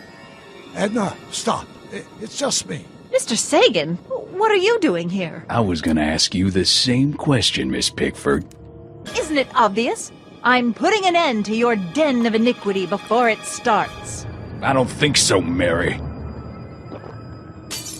I don't like shooting women, but no one comes between Beauregard B. Tannen and his livelihood. Tannen, stop! If you shoot her, she'll drop the torch, and this whole place will burn up. Edna, stop! If you drop that torch, he'll shoot us! Looks like we're at something of a standoff here, Mr. Tannen. I don't see a way out, unless somebody manages to disarm both of you at the same time. How the hell am I supposed to do that?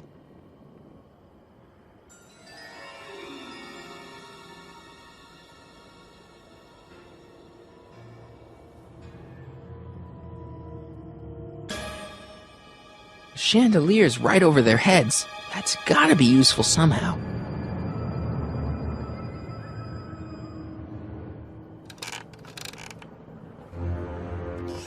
Was that a mouse? What's the matter, Miss Pickford? Scared of a little mouse? No, but you should be scared. Mice carry diseases. It's a fact. Look it up.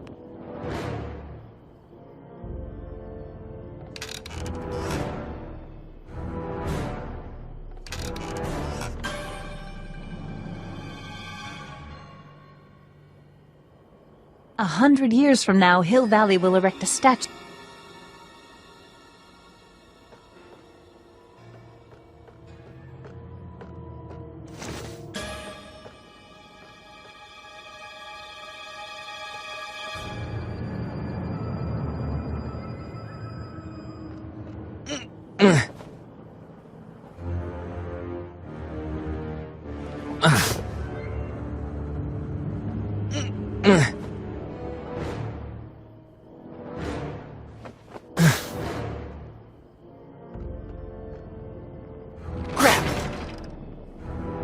It's right over his head, but I can't knock him out while Edna's still holding that torch.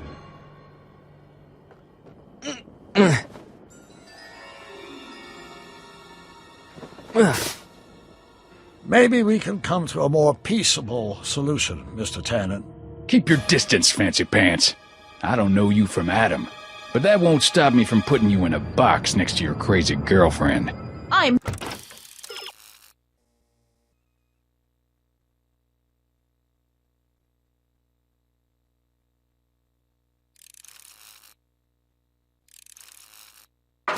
not his girlfriend. Ha!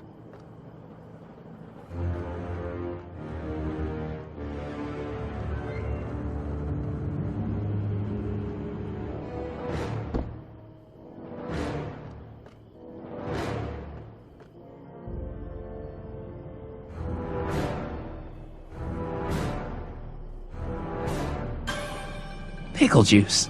That ought to be handy for putting out torches.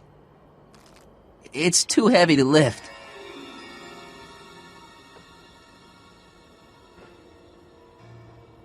Why are you dressed like that?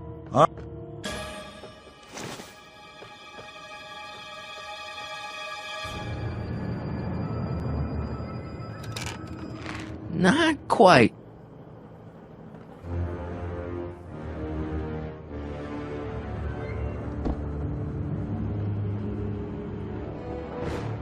Man, this thing is not light.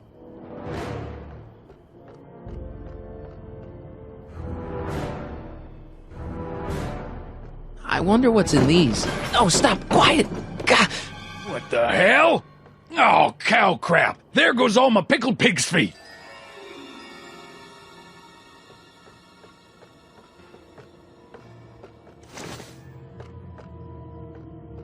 Are you here to haul me back to 1931 for my supposed crimes? Or is there some sort... Going down. Looks like your torch is getting a little dim there, Miss Pickford. It's still hot enough to bring down this little bit of Gomorrah, Tannen.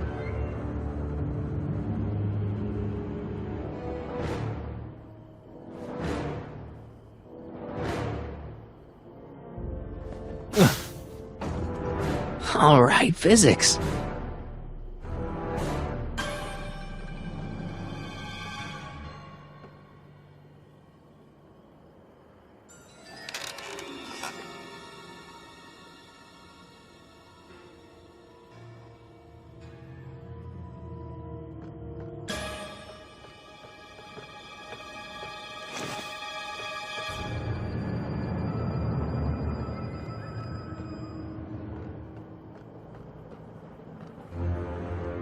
Say, that's a lovely chandelier you've got there, Tannen. Is it French? French? Nah, I got it off a wagon that had the misfortune of being robbed the week before I...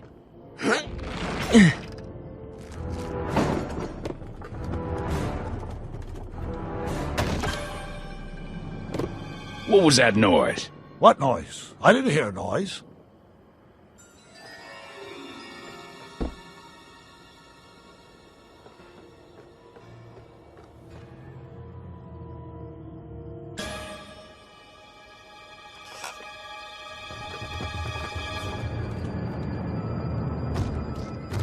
Okay, that was lucky. Won't be long now. We'll just see. Why are you so hellfire?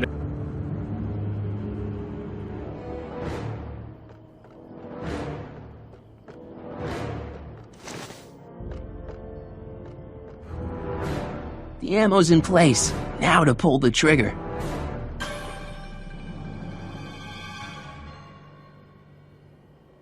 That pickle juice will put the torch out for sure. Now to tip the barrel over.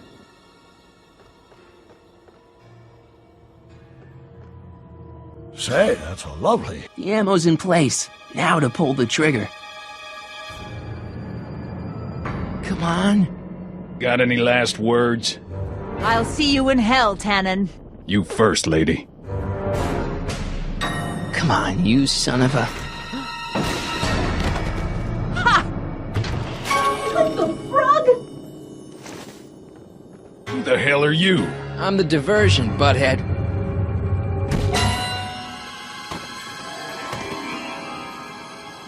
Nice one, Doc. Don't tell Clara. She thinks fisticuffs set a bad example for the boys. Now, where's Edna? Doc, she's gone. Edna's DeLorean. We gotta stop her before she hits 88 miles per hour. Come on! Okay, Edna, nothing to be worried about. You're a smart woman with a strong moral compass. You just need to think your way out of it. Oh, fudge!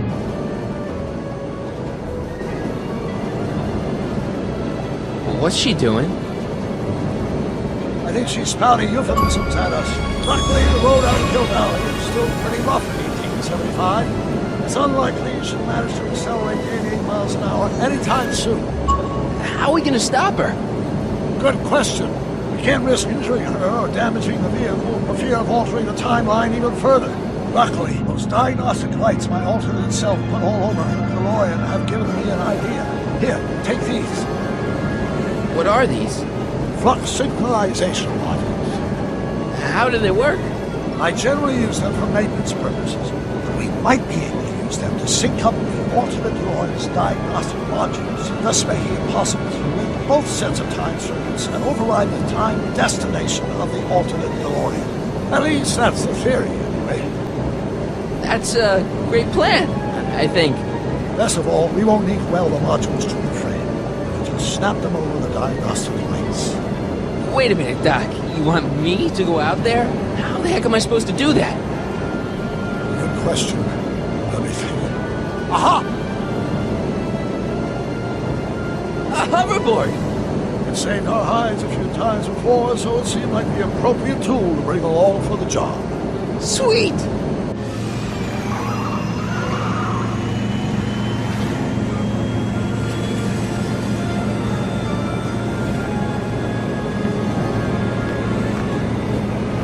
You okay?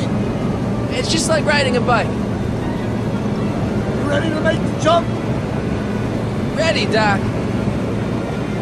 1, 2, 3, jump! Whoa! Nice form, Marty. How's the reception on the wireless? Great. Where'd you get these? From Bird's Cache of 21st century video game consoles. Now remember, all you've got to do is attach the flux sync modules to those diagnostic lights. Will do, Doc.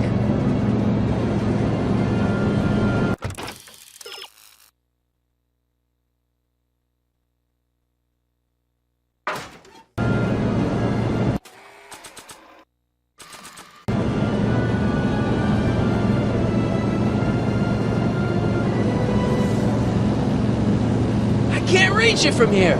Just have to climb onto the top.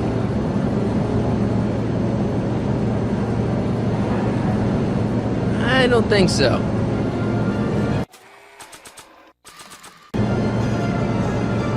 Is that one of the flux emitters? Yes, now plug in the flux sink.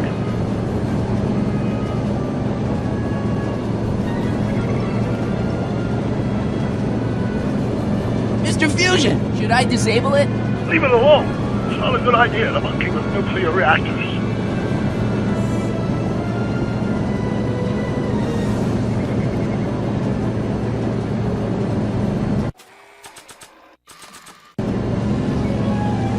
I can't reach it from here. You just have to climb onto the top. Maybe not. It's locked.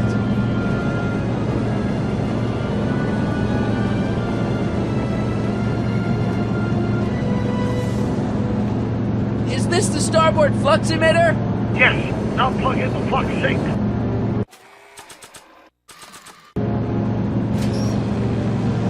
All right. Nicely done. Now, aim the sink toward the receiving dish. I'll try, but it's getting a little bumpy out here.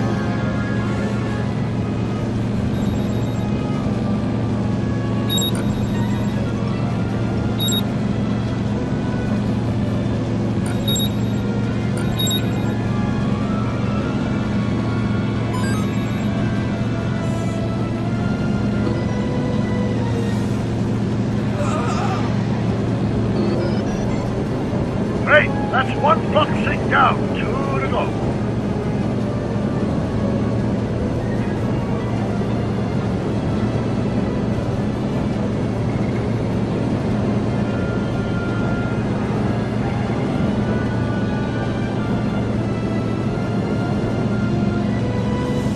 Oh! Get off!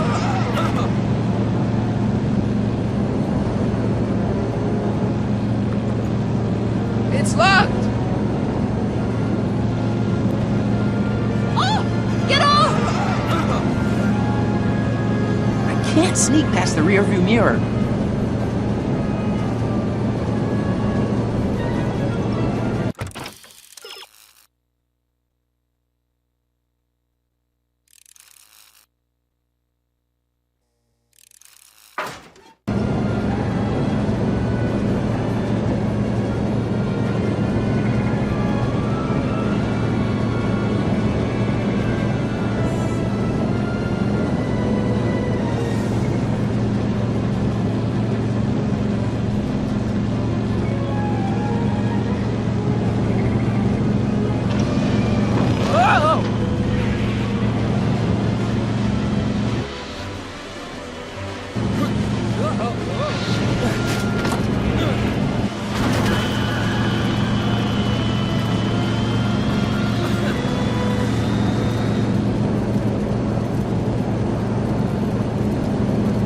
Don't cross through those flames. They may be radioactive. I don't even like crossing through normal flames. Mr. Fusion's belching flames. Yes, that's unfortunate. I'd stay out of them if I were you.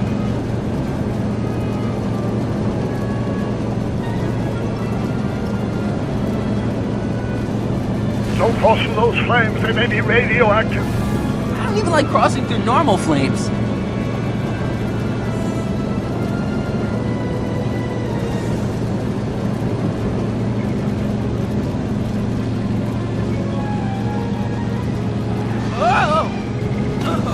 Marty! I'm okay. It's one of the flux emitters. Don't cross through those flames. They may be radioactive. I don't even like crossing through normal flames.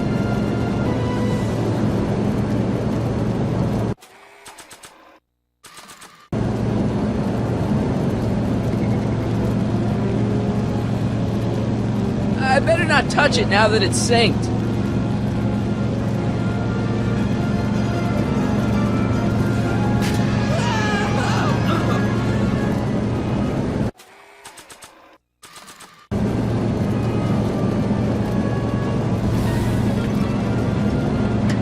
Nice work, Marty. Not sure what that...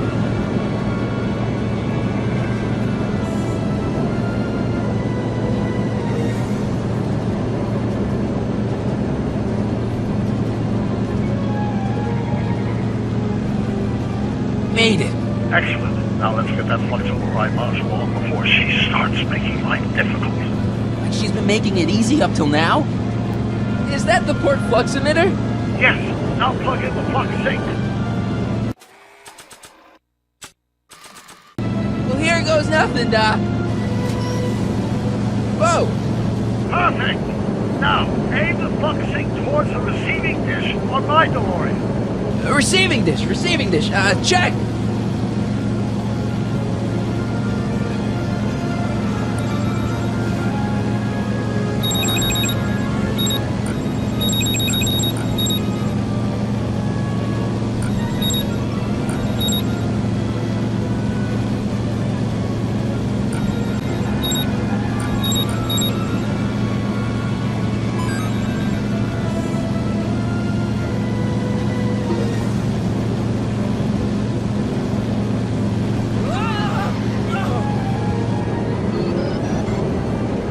Almost home, Marty. Just one flux sink left. Get off my car, you hooligan!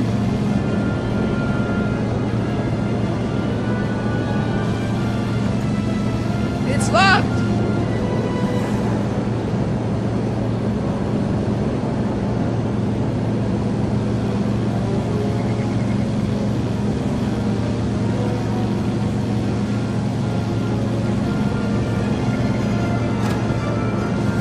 Edna! What?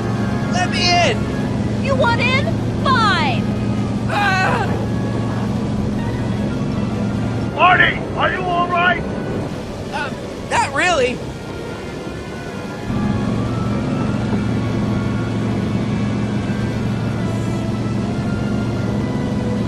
What? Pull over! No!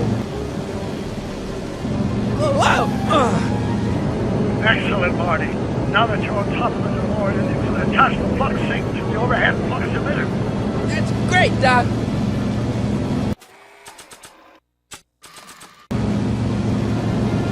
Ha! Nicely done.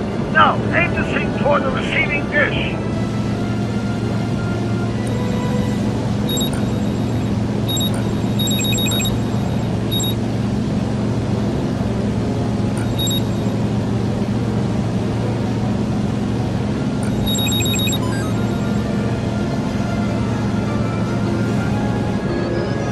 That's it.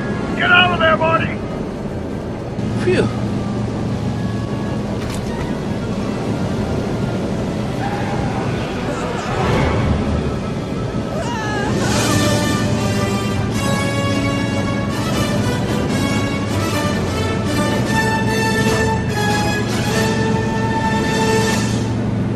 Now what?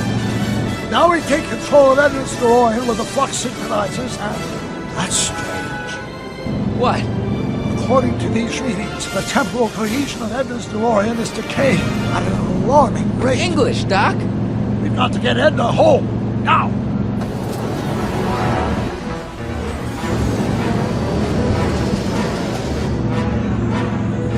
Hold on!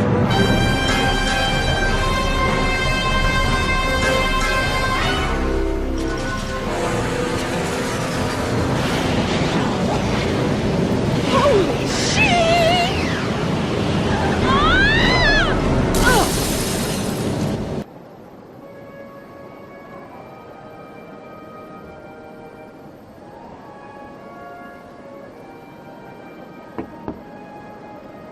Parker? Then I must be back in... Would you be kind enough to tell me what day it is? It's the day I place you under arrest for arson, resisting arrest, and being a general all-round pain in the ass. No! You can't arrest me! Not now, I just got back from the last century. Would you look at that? Edna Strickland, drunk as a skunk. I'm not drunk, you reprobate! I'm a time traveler! Sure you are. Oh, I'm loving this. I'll prove it to you. Come with me. We can do the whole day over if you want. We can fix everything. We can start by drying you out. Come on, into the station with you. You can bunk with me, doll. I'd rather die. Stop it! Unhand me, you dolt! Well, I guess that's it for Edna. Yes, I suppose it is. You know, whoever said time heals all wounds didn't know squat about time travel. What do we do about that, DeLorean? No need to do a thing. Ever since we synced up the time circuits, the temporal breakdown in Edna's DeLorean has accelerated at an exponential rate. By my calculations, the timeline should catch up with it in 5, 4, 3, 2, 1, now! What the hell? Hey, Parker, you're not gonna believe this! See? What did I say? Ready to go home? Wait, Doc, the timeline's not fixed yet. Look!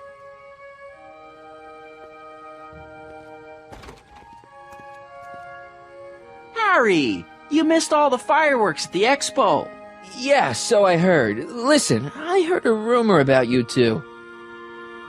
I guess we gotta come clean. Ta-da! Artie took me to Reno last night. Try to keep a secret in Hill Valley. Well, you gonna congratulate us or what? Then it's true. My grandpa's married the wrong grandma. I'm done for. Hey, are you feeling all right, kid? You don't look so hot. This just isn't right. Now, I know marrying a Canadian for a work permit isn't strictly by the book, but hey, sometimes you gotta go out on a limb for the ones you love. Isn't he just the sweetest? Trixie, you can't marry Artie. Is this about my past with Kid? 'Cause Artie ain't holding that against me. That's right, darling. The past is the past. Yeah, but... Can you see through me? Nope, never could figure you out. I thought you'd be thrilled for us. You don't understand. You're supposed to marry Sylvia Miskin. But I did marry Sylvia Miskin. What? You didn't think my real name was Trixie Trotter, did ya? Don't feel too bad. It was kind of a surprise to me, too. Wait a minute, you're Grandma Sylvie? Grandma? Hey, how old do you think I am, kiddo? But you're so skinny and blonde and... Oh my God, I've seen you naked. You're Sylvia? You okay, pal? Yeah, I'm fine. Great. You kids go off and have yourself a wonderful honeymoon. And don't worry about your dad, Artie. I'm sure he'll come around. Come around to what? To approving your marriage. You seem kind of mad about it back at the high school. Well, that was before I got a look at her. Besides, as my dear old father Seamus used to say, no sense in getting riled up over something I can't do nothing about. And honestly, now that I met her, I can't imagine a better daughter-in-law than the charming Miss Sylvie here. Aw, thank you, Dad. As for you, stranger, I'll thank you to not go poking your nose in McFly family business.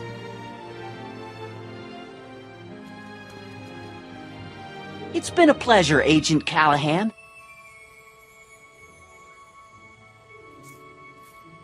See ya in the funny papers, Harry. Goodbye, Grandma.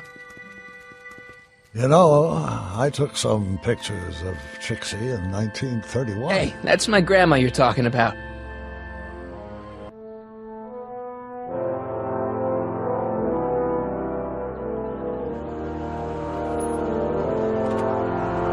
Here we are, back in good old 1986. May 14th?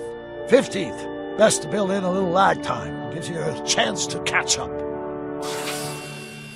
Looks like the estate sale is still going on. Hey, don't you want to stay, Doc? You gotta stop the bank from selling off all your old stuff. What are you talking about? Estate sale? Bank? I'm not dead, Marty. Clara and I are having a little garage sale, that's all. Garage sale? You mean... Marty, you're back from your trip. Hello, Doc. Selling off the family treasures, eh? Not quite, but I hope you find something you like. Speaking of which, did you find what you were looking for? Yeah, I sure did. Great! Hey, is that a box of Asimov? Let me get this straight. Are you telling me you live here now? In 1986? Well, naturally. Claire and I maintain a part-time residence here. Wasn't that the case when you left? No. Strange. I can't imagine not sticking around. After all, I've got my late father's foundation to supervise. If I wasn't here, who'd present the annual Earhart Brown Scholarship for Young Scientists? Something funny? I'll explain it to you later. I don't see what's so funny about looking after a family legacy. Oh, almost forgot. I've got something for you.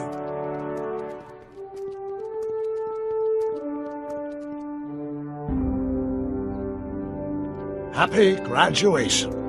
Graduation? But that's not for another...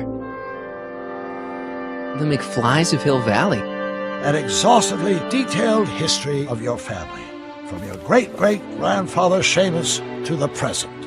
You traveled through time to write this? Well, most of the research was done traditionally, but your grandma Sylvia proved to be something of a mystery. Which is why you traveled back to 1931, to look for her. Exactly. Who knew she was singing in a speakeasy under a stage name? This is great, Doc. Thanks. It's the least I could do for the man who saved me from making the worst mistake of my life. Yoo-hoo! Dr. Brown! Edna? Einie! What's going on?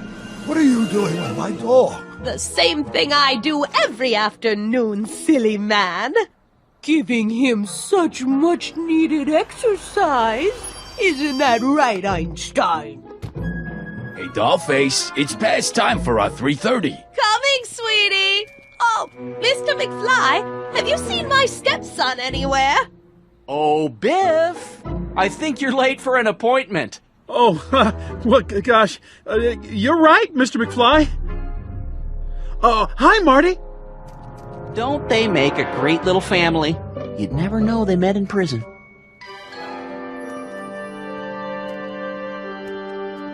Don't say anything. Let's just walk quietly into the lab and hope there are no more surprises.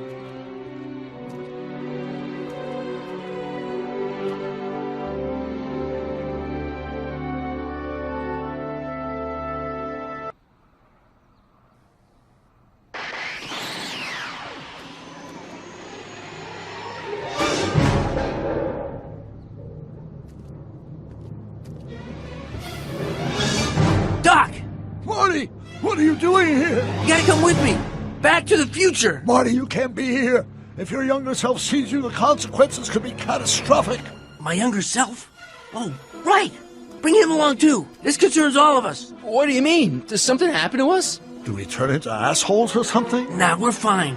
But our great-great-grandkids? What the hell? Great Scott!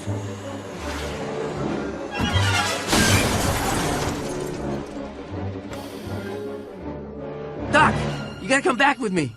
Don't listen to him, Doc. It's me you gotta help.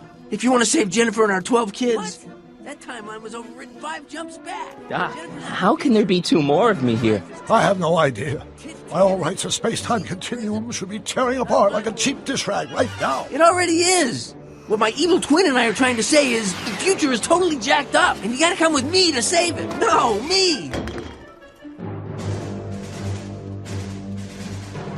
So, we meet at last. You've altered my timeline once too often. What's going on, Doc? Well, we do seem to have a conundrum on our hands. Or 3. Yeah, Doc, but which one is the real me? Isn't it obvious, Marty? Come on.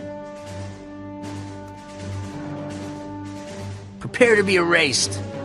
Doc, wait! What about the space-time continuum? Yeah, what about my future? And mine? The future can wait. We've got a present to catch up with.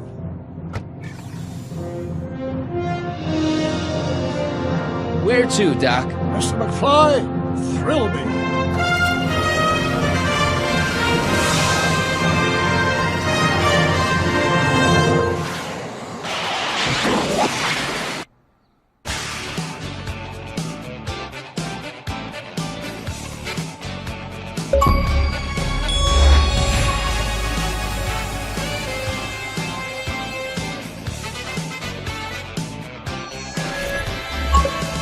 Tell me, doctor, where are we going?